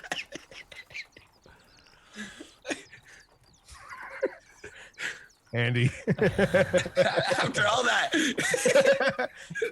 you gotta have a little comic relief in there on occasion, all right? Anyways, he lets go of it, puts his arms down to his side, takes the shovel out with one hand and puts it over his shoulder. We've got a lot to do, Drift. I have a lot to do. What was the conversation between you, Eero, and Rin back there? To sum it up, Ira and I, we want to do something about it. and Rin just thinks it's Yeah, time. she doesn't want to do anything, correct? She wants to leave, correct? Well, She'd like to run away, correct? I think it's about time we find out who Rin really is and why she's always wanting to run. I've grown fond of Rin. Quite fond. But if we're going to continue traveling together, she needs to be honest with us. what do you? When we were in the tavern and she was telling me she didn't trust Telchul. Remember? She said they were bad. Remember? Yeah, but what you think? What has she ever told us about her? What do we know about Rin? She makes amazing tea. He looks at him, scowls a little bit. What else do we know about Rin? I know things about you. I know things about Eero. And I obviously know things about myself. I've grown very fond of Rin. She's taught me a lot. I mean, I'm sure if we asked her, Continue, as a group, we all need to be forward with her about what her intentions are, outside of being stuck with these. And the bracelet, and I shake it. If these bracelets weren't where, do you think she'd be with us? she got me a statue. I think she really likes me. I'm not saying I distrust her. I'm saying she's hiding things. And the only reason I know that is because she taught me how to understand when people are hiding things. Because of Telchul blood grip. I'm sure if we just swap, we can go ask her. It's not that simple, and you know that. I think she would. You don't think she would have told us if? No, I don't. I mean, what could she be hiding? Maybe. Do you think she's like a man or something funny like that? I don't think that that's the case. But I think it's high time that when we figure out what we're doing to leave this city, we find out exactly why she's decided to stay with the group. Because I would like to believe that if we didn't have these bracelets on our arms, that she would have went on her own way. And I think she would agree with that. But she's here now, and we're all stuck together. Unless we want to die by the hands of Hasmol.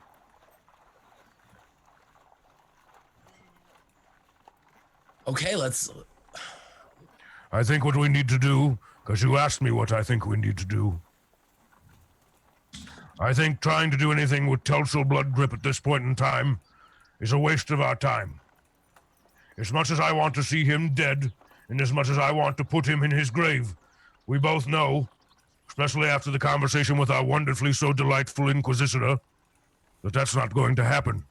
And most likely, I will end up being killed. Was that sarcasm? Nice. It's obviously that I would be going to my death and bringing you three with me. I've learned a lot on this day, Drift the Cursebreaker. Sir Drift the Cursebreaker You now. are Drift to me and always will be. All right, that's okay. Well, they added a sir, so I'm just letting you know the full thing so you choose what you want to call me, though. If you want my honest opinion on what we should do, we should get on with this. Shakes his arm again with the bracer. Because once we start taking care of what Hasmol wants us to do, is likely when we will gain more power. And when we have more power, we can seek out our vengeance on the people that have done us wrong. And we'll kill them all, right? We will kill every last one of them, and I will help you. And he extends his arm to Drift.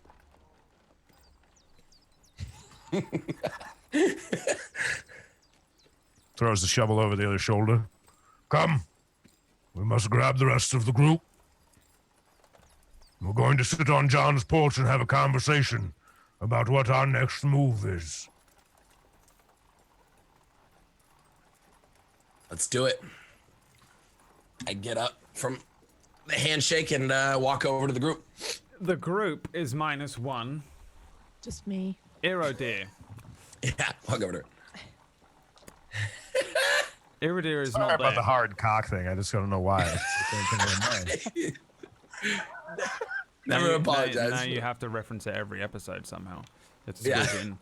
I don't think that'll be a problem somehow for Tiger. The, It was the tightest thing, the last tightest thing I've ever gripped that was in the shape of a circular shovel type situation. So okay, you don't need to. All right, justify sorry. it. You guys. You're not even a little sorry. You're not. May notice that Iridir is missing. Iridir, where are you going? Except it's not two hands. Yeah, I'm just the whole time I'm just continuously muttering about Rin as I walk to a main road and I head to the Guild of Knowledge. Yes. I assume that I would have had to stop and ask for directions at least 3 or 4 times. along the Absolutely, way. yeah. Well, You do a little wander around town, but you can very easily. Everyone is susceptible to your charismatic charms, and also everyone is going kind of that way, so it's a lot easier to move through the town. Luckily for you, as you leave the farm and wander off and head towards the Guild of Knowledge. Eventually you, and probably you will have passed it at some point in this. Again, it's a pretty freaking large building. The Guild of Knowledge is a bit like a university campus kind of thing.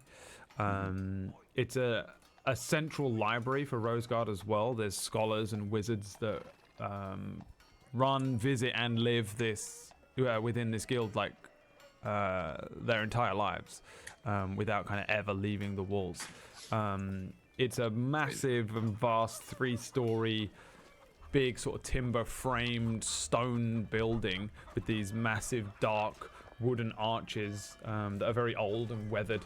There are walls that are cracked and covered in ivy. It's completely set apart. In places it's gated to gain access to find your way around to the actual entranceway.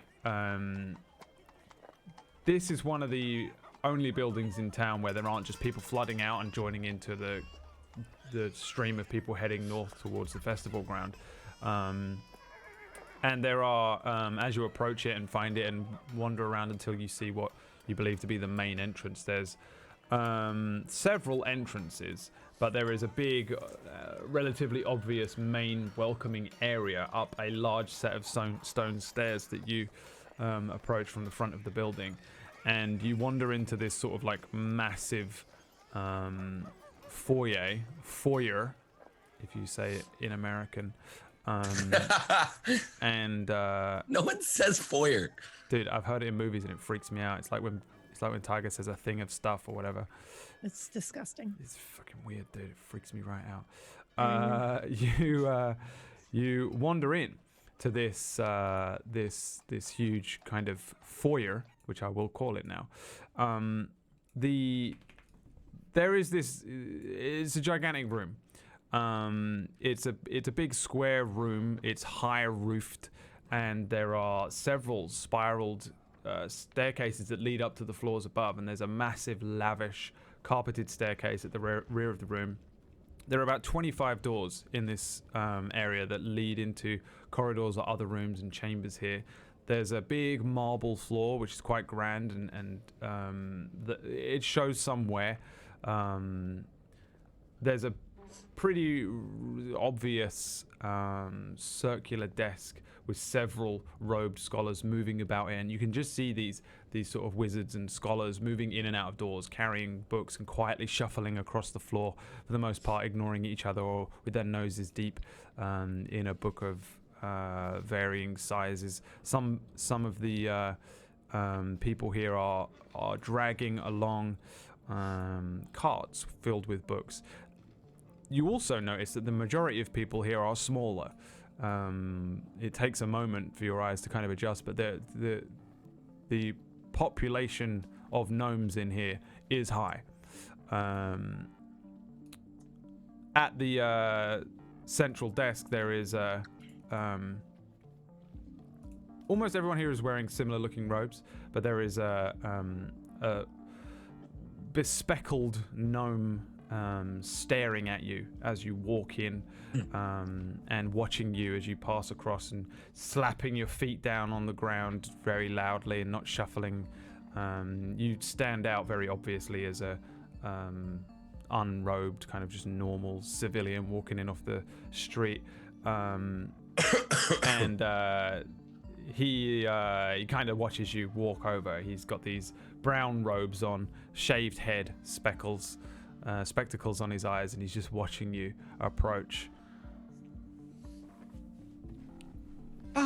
Good day. Yes, good day.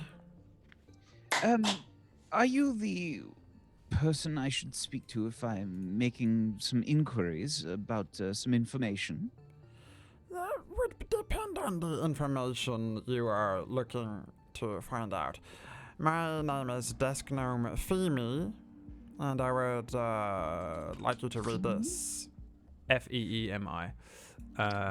He pushes, he twists and pushes a piece of parchment across the table towards you. He says, This is something that you need to read first. and he sits back and looks up at you. On the parchment, it says, to access the basic library, you will need to pay a fee of 50 gold pieces. To rent books, it will cost 15 gold pieces per book. To have a scholar locate a book for you, it will cost you 5 gold pieces. And to have a scholar study a subject on your behalf, it will cost 10 gold pieces per day. 10 gold.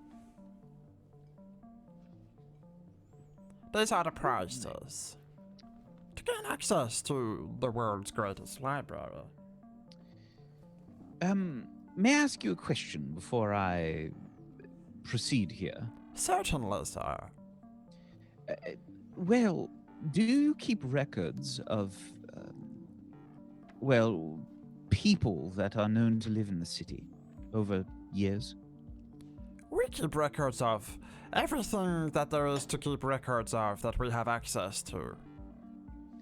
So people that pay their taxes and such that live here in Rosegard. Taxes are a relatively new thing here in Rosegard, yes, but we have somewhat got access to the taxes. It is enforced by the military, and they also have access to the taxes and names. What is it that you seek, sir? I'm trying to find some people. Last name is Calius, and I was wondering if there would be any records if they had lived here at least for a time. And I'll pay whatever I have to, I suppose. He says, taps the pot and says, It'll cost you 5 gold pieces, and I can have one of our gnomes find the book that you look for that has the information. It may take some time. Very well. Then we will do this then. and he clicks his fingers. There's a gnome that starts to move across the floor towards you, and he's dragging a cart behind him, and his robe is like easily 2 sizes too big for him.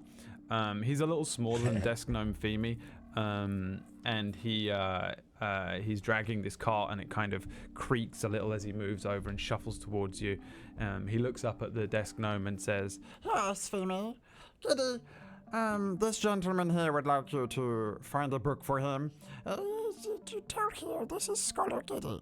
Scholar Giddy will find a book that you need. If it takes longer than a day, then... He taps the part where it says 10 gold pieces per day. Then the price will go up. If it is difficult to find, Giddy may have to find the deeper archives.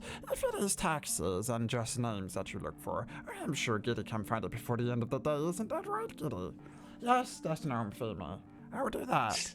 He looks up at you expectantly. How can I help you, sir? Yes, I'm looking to find, I guess, well, in the last few decades or so, if anyone by the last name of Kalius has lived here. Kalius lived here in the guild? Do people... Never mind, I don't want to know. In Rosegard. In Rosegard? Okay, I can do that. You said that he wanted taxes information. He said that he wanted taxes information at first. I assume if someone lives here, they're paying taxes.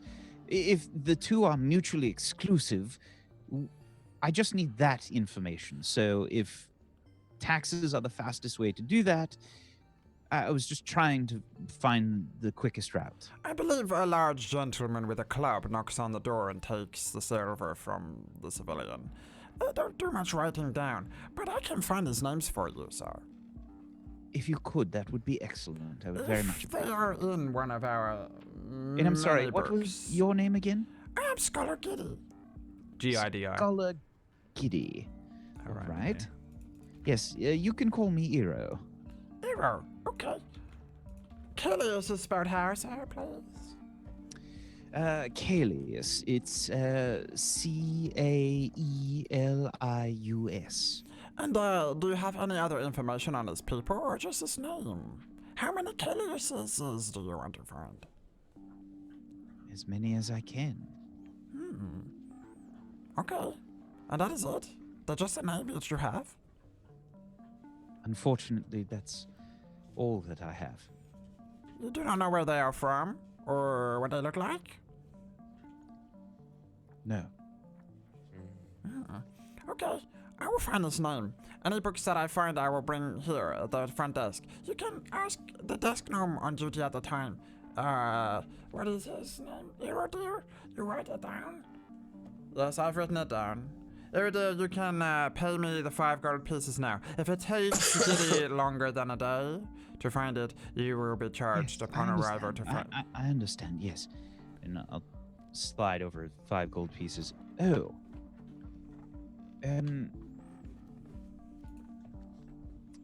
Perhaps something else as well. I understand that there are... Well, that there are many families that have lived here in Rosegard for, well, since the founding. Perhaps if you could give me any information on the blood grips. The blood grips? Yes. Perhaps any information on them that you might have. Okay, there will be another 5 gold pieces. Very well. Scholar Giddy, can you handle this as well? Yes, of course, I will look for the blood grips too. These are 2 separate subjects. I will try and... Which one would you like me to find out first? I will prioritize one over the other. Information about the Kaliuses. Okay, please. I will look for them first. Secondarily, I will find information on the blood grips. It will not be too difficult. Even I know who the blood grips are. I'm not too sure you want to look into them, though, sir. I think I do. Okay, so be it. Hey, this isn't gonna get me in trouble, is it? No, we're fine. You do the job. Yes, sir. Okay, will that be all? That's all. Thank you. Okay. Good day to you. He turns around, he drags the cart behind him, and just disappears into one of the doors nearby. Desk gnome Femi watches him go and says, He looks relatively, like a dullard, but he is quite intelligent and fast. I'm sure he will find the what you are looking for soon enough. Please try and return before the end of the day. We tend to close the doors around sundown, but you will find that Giddy doesn't sleep too much. You may be able to find him after close, but do not go past his desk. Yes. Thank you. It is very dangerous. You must understand. To wander these libraries without any assistance is quite dangerous. You could get lost for many years. It is quite a large building. Where I'm from, we don't exactly. Well, Read? we don't have anything really like this. Yes. You look like No, you can't I read read. quite often, thank you. Right. Yes. Well, you have strange clothing on. What's your point? I thought that you were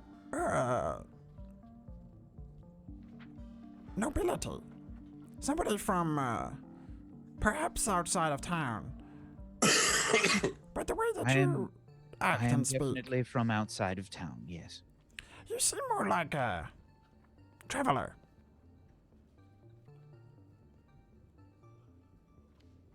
Is there a question somewhere? No? Very well. I'll be sure to be back before the sun sets. We will find your information if your information is here to be found. Thank you very much, sir. Thank you. And I The walk off. the shuffle of robed footsteps continue behind you. The large eyes of the gnome at the desk pierce into your back. The other three, are you still at the farm? What are you guys doing? How long has it been? As long as you want. Depends what you're doing. If you guys are just kind of wandering off somewhere, if you're not doing anything decisive, then you can just tell me where you go, what you do in general, and we'll work it I would out. assume we were literally just walking back to Rin. The conversation would have continued with Rin, most likely, even without him being there.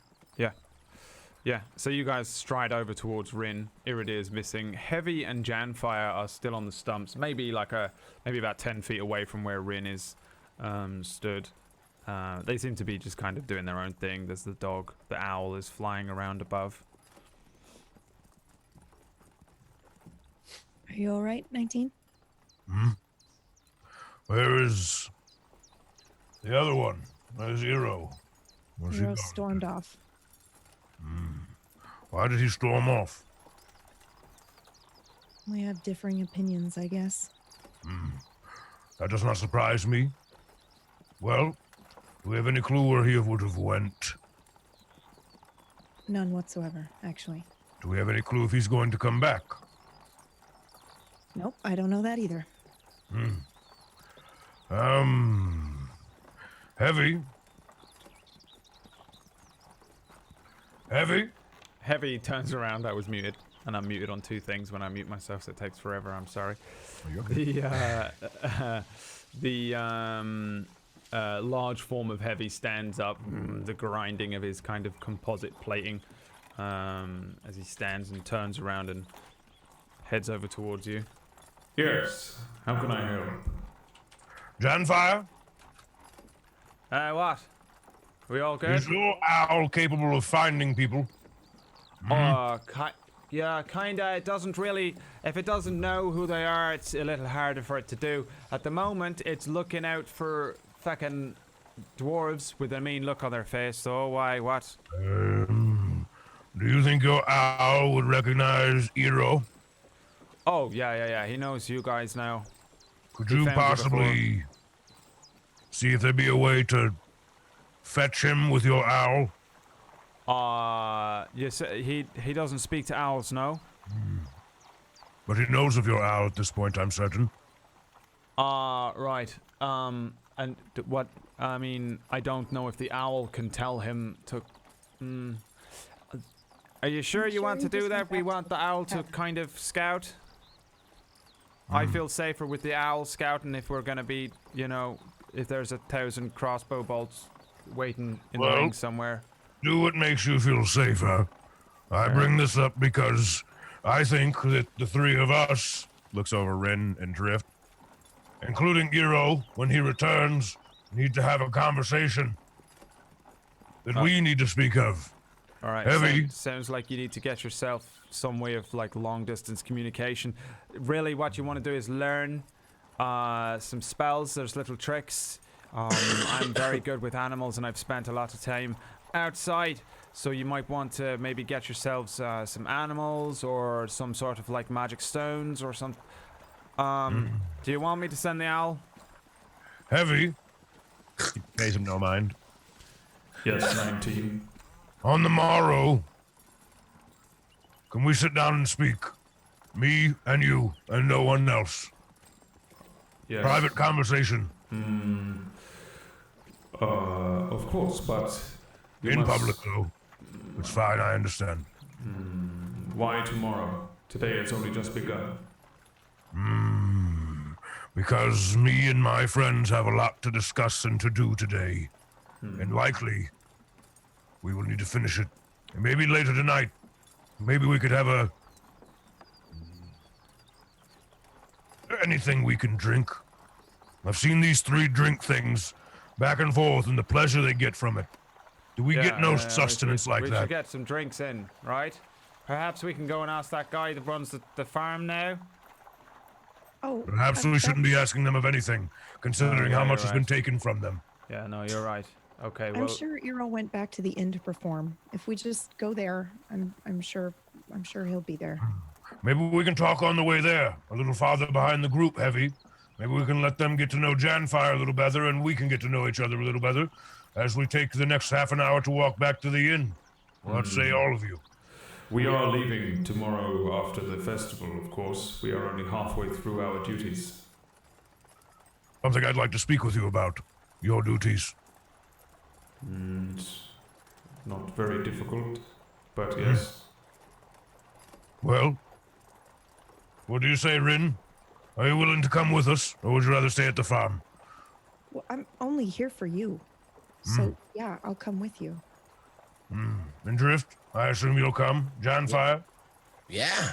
I mean, sure. I'll buy Heavy, you a well, drink. How about that, Darkfire? Okay, sold. Sure. I need to speak with one person before we leave. And that's it. And then I'm ready to go. Who's that?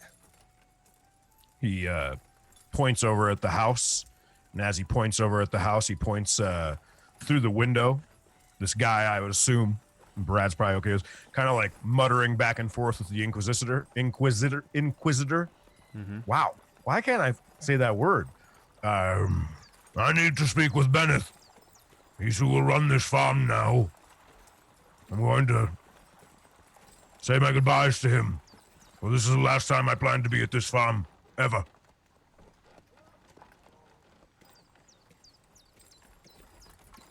That all right with you? 4? Yeah. Yeah, I don't care what you do. I just want to get out of here anyway. I don't trust it. He walks away as he's saying that to the house where the Inquisitor and stuff's at, and where Bennett's at. I want to try to get Bennett's attention. Yeah, you can. I mean, you can just walk in. The front door is open. You can hear. Inquisitor Sath speaking to Bennett, and he's kind of looking in a book, and Bennett saying, "This is where we found." Inquisitor? Bennett? I apologize for interrupting. Inquisitor, I need a moment of Bennett's time. I'm leaving. Okay. Bennett turns around. Yes, 19. Private conversation. Right, yeah, okay. We'll just... He points out the door and steps out and maybe moves around the building towards one side, maybe where the tree was that you guys were originally met last night. Bennett, Yeah. Okay. we've only grown to know each other for a very brief period of time. Yeah, well, you've I done a came lot for this back with farm. this. I'm sorry that I have caused this in any sort of form. I know you say that I didn't, but things have consequences I've come to learn. I will not be returning back to the farm ever again. Oh, okay. Why? This is the last time I will see you, Bennett. Again, it's not your fault. You don't... It's not about it being my fault. It's about the things I need to do. He extends a hand to Bennett, When he grabs his hand, 19 pulls him in and hugs him. He hugs you back, but he says, if you're going after the blood grips, you shouldn't. I'm not. Not yet, at least. You'll know when that time comes. Because the next time you see me at this farm, you'll see me with his head. Right. Well, You're young. All I ask you to do is survive and keep this farm alive. In John's name. yeah. There's a lot Do of what he did. people relying on me, but if you want to come back, you've got a home here. Sal was never my home. The only person that ever treated me well here was all of you and John. Other than that, this city is shit. And that's obvious after everything I've seen in the last 2 days. I suggest someday you take everybody on this farm and you get far away from here. Start your own community. Because as you can see, this town is nothing but death. Well, I mean, I don't know how far we'd get out in the wild. There is a bunch of rampaging orcs out there. There's all this mess with some city that burnt down, but I'll take your You words. have into- my word, Benneth. But someday, if I live, I will help you to create that community. Right. Yeah. I mean, it's going to take... I mean, I've got to work out how to feed all these people. I don't even know half of the contracts John had in the town. Pulls him back in again and hugs him. You'll figure it out. Yeah. I You're as suppose I strong have as John always was. You were his best friend. to- Well, I don't know about that. Stop it. I don't want to hear another negative thing come out of your mouth when you're in front of me. It's time for you to grow up more than you already are. You have to do this for John and for you and for these people. Yes, I do, and I will. And I appreciate these words. And again, this isn't your fault, and you can come back. You don't need to say that anymore. I understand that it's not my fault, and I know exactly whose fault it is. Okay. Well, whatever you're going to do, whatever it is, good luck. And honestly, I hope you do come back one day. He reaches in to the little satchel that he carries all of his shit in. Like, kind of like, it's not even really a satchel, almost like non-seeable because of how big he is, because it's so small. He pulls out a fan, or like this like long little piece, and he unfolds it, and it unfolds into like one of those fans you'd fan yourself with a sleeping cat on it. Take this. And don't ever forget me. I don't think I'll forget you, 19. I don't have much to give you.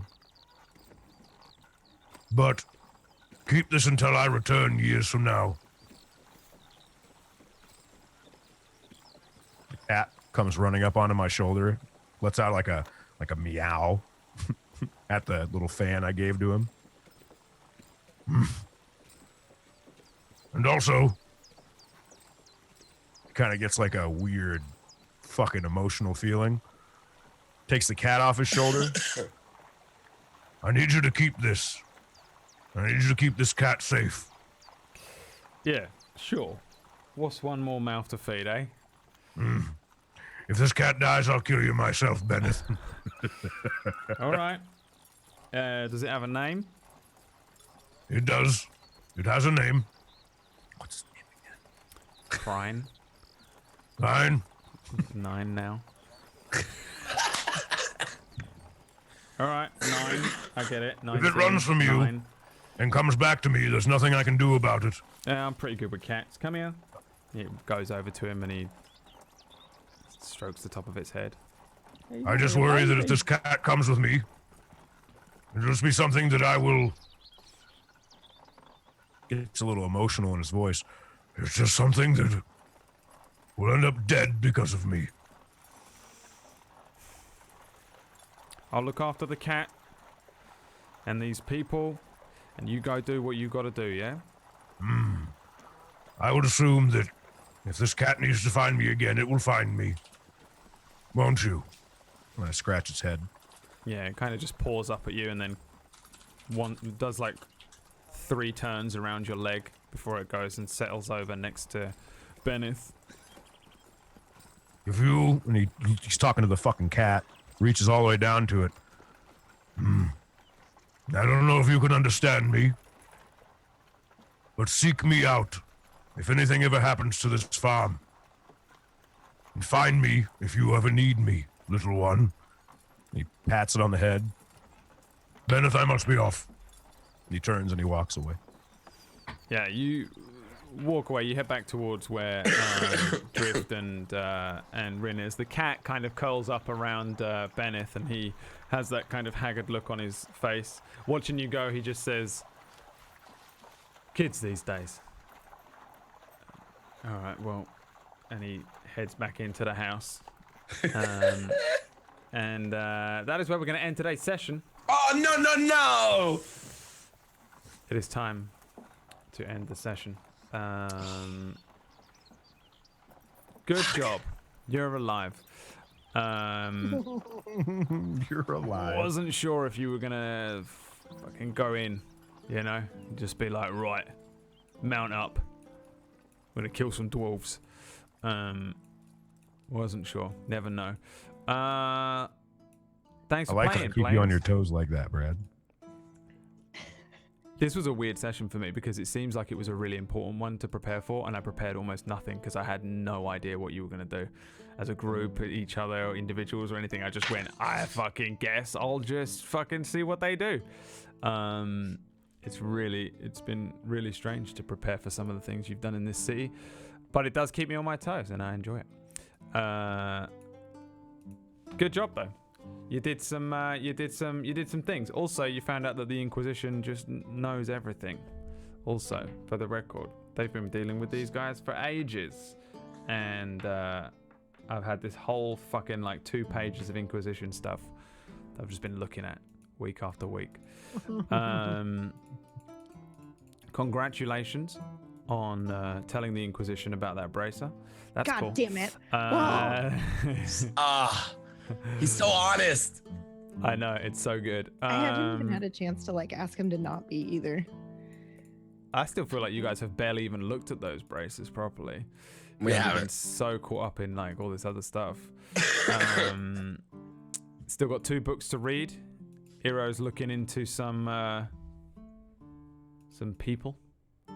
Some people. I know. Yeah, I heroes. Longer. I know. Oh, hero backstory. And yeah, I love how everyone's like, oh man, we don't know anything about Rin. You don't know anything about Hero either. You don't know anything about hero either. Like, he's just not acting super suspiciously. That's all. Whereas Rin was like, hey, that fucking kobold, blah, blah, I'm gonna go and have a secret meeting with these fucking crazy people over here. Where you still like, you know more about Rin than you know about Hero, at least out of character, kinda. Still, we'll see. We'll see what the gnomes dig up, if the gnomes dig up anything, and we'll find out possibly next time, depending on how long it takes the gnomes to look up stuff about books. This city is not very old, by the way. Remember, it's like 500, 600 years old. The idea of taxes and stuff is pretty new. People have not even been taxed Brad, until do you know how old recently. the United States is? Yeah, I know, and I've been referencing that kind of in my head a lot, but the United States had a lot to fucking start with, whereas this fucking place didn't. Is the other way. They like, the United States is just a fucking, like, mitosis. Done. She's made another one. Whereas this place had to kind of start from fucking scratch. This one came fucking crawling out of the fucking sea. So I've been trying to do that. But they did have some stuff. It's a weird thing to make. It's like an early city that is functioning and did have a lot of knowledge to start with, but didn't have a lot of stuff and didn't know, and then they had to build the structure and and then all these gangs moved in, and then a war ended, and all the gangs started to get stronger, and that's it's a deep theme. It's a deep theme in this whole thing, because the Company of Masks was the first gang that you met. They blew up a fucking town. Dude, They blew saw up him 3. right off the bat. They blew up 3, and they are not too different to these gangs in this town. Maybe we'll encounter them one day, but it won't be anytime soon. That's for sure. Oops! Look behind you. They're in the town. They're killing everyone. While you were outside of the walls, everyone was killed in the town. I'm kidding. Let's do a quick round of shout-outs. Maybe.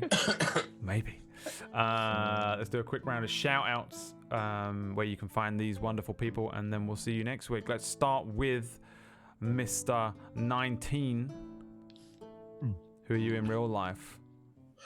Hi, in real life, I'm Andrew, or a Tiger Rider, which is still not real life if you think about it. And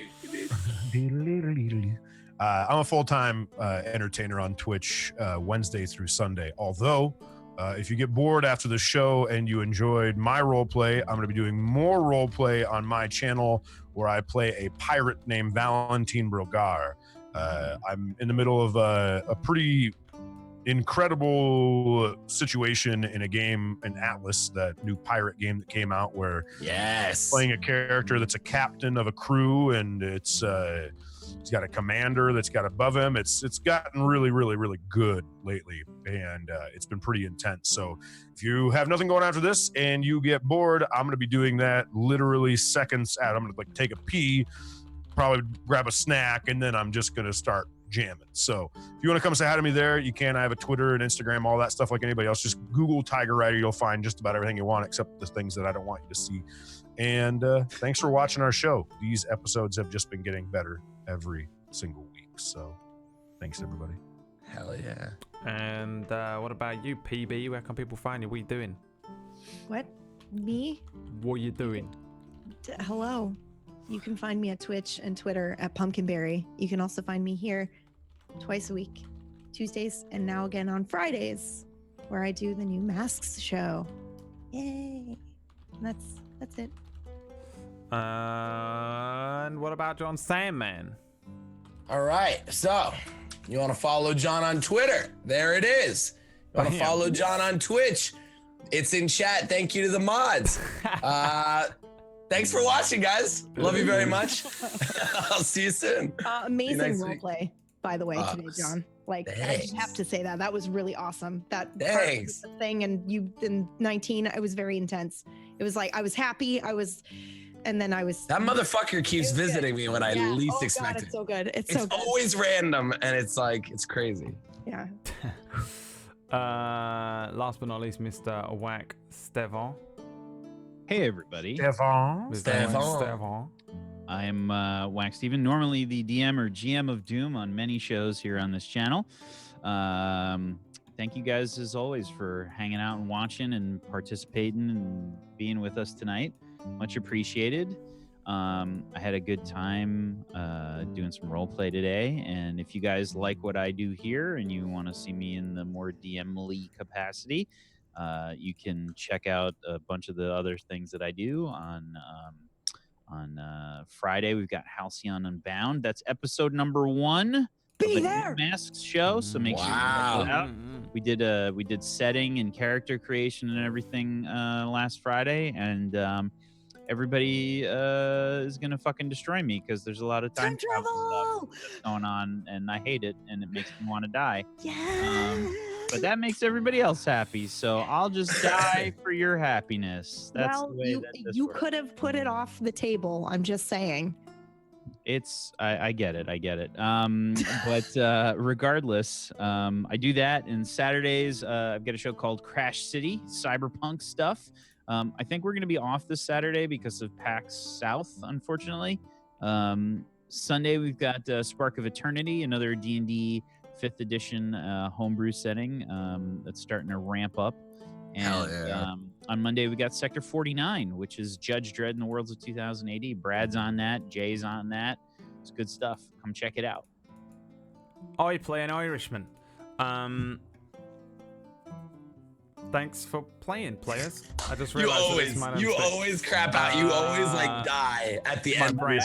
I'm super tired. Thank you for playing, thank you. players. It's been Really my day, nice. right? This is the Thank thing. you, All you lot are everyone. fucking on the other side of the Good world, night. where it's not My 1 name is a.m. for Brad. you. I woke up, I'm fucking so edited a fucking tired. video, did a whole stream, Merlin has ran a eaten fucking my- game of D&D, and it's fucking 1 in the morning. All right, you're lucky I'm fucking able to speak vaguely. Thanks very much for watching, peeps. Love you. And Love you guys. let me remind you all that we've got a Discord where people discuss things and talk about things all the time, and it's awesome. Everybody that's in the Darkfire Discord discussing things. I'm usually peeping on it. Sometimes I go in there and chat shit. I always feel a bit weird talking because I know all the answers. You guys are like, oh, what if this happens? Blah, blah, blah. And I'm like, yeah, well, this would happen. But I've I'm been like, watching it a lot. It's really interesting to watch. It's so It's cool. so good. It's Come- so good watching everyone go in there Come and discuss who we think the people Eero just are looking discussing for. things and Come everything. discuss It's so because good. I wanna brainstorm. I'm a real big fan of everybody that's been on our Discord. It's so fucking great. For all of them as well. I love going into all the other ones that I'm in. I don't go into the ones that I'm not in because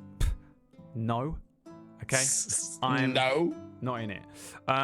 Also, a quick reminder, because I haven't shouted out in a while, we have a Patreon with a load of stuff on, and we got all these shows, and we're trying to fund all these things and keep this fucking channel going.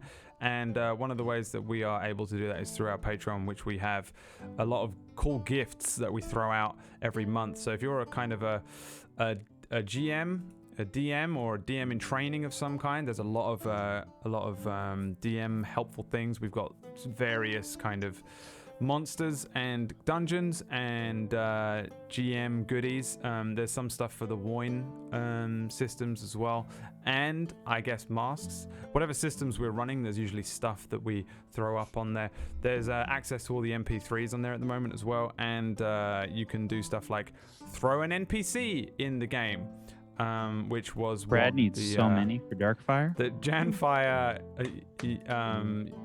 Yuffie, and Bamanos were all NPCs that were submitted by people that created a red shirt basically on the Patreon. So there's a bunch of cool things over there for GMs and non-GMs alike, and I appreciate everybody that is supporting us on all these things. Thanks you, everybody. You're keeping us afloat, and yeah, if it wasn't for you, we wouldn't be able to do it. Well, we would, but it would be a lot more difficult to do. It would just be pure There's love. only so much ramen and peanut butter I could eat. That's not what you said when I dressed up like a dog the other day. Okay, Whack. then, and that's the end of the stream. Thank you so much for hanging out. We'll see you next week at the same time. Thank you very much again at the core of it all for just watching the shows and hanging out with us. You guys are awesome. Peace out. We'll see you next time. Whack Bye. out. Remember, Whack episode out, baby. 1. Whack out, whack out. Episode 1 of something is this week. So Halcyon City on Friday. No, Halcyon Unbound on Friday. I know, I was going to say Identity Crisis as well before that. Halcyon Unbound. I'm not in it, okay? All right, I wanted to be in it and I'm not in it. And so I don't care what it's called. It's on Friday. It's Halcyon Unbound. See you then. Peace out. Bye.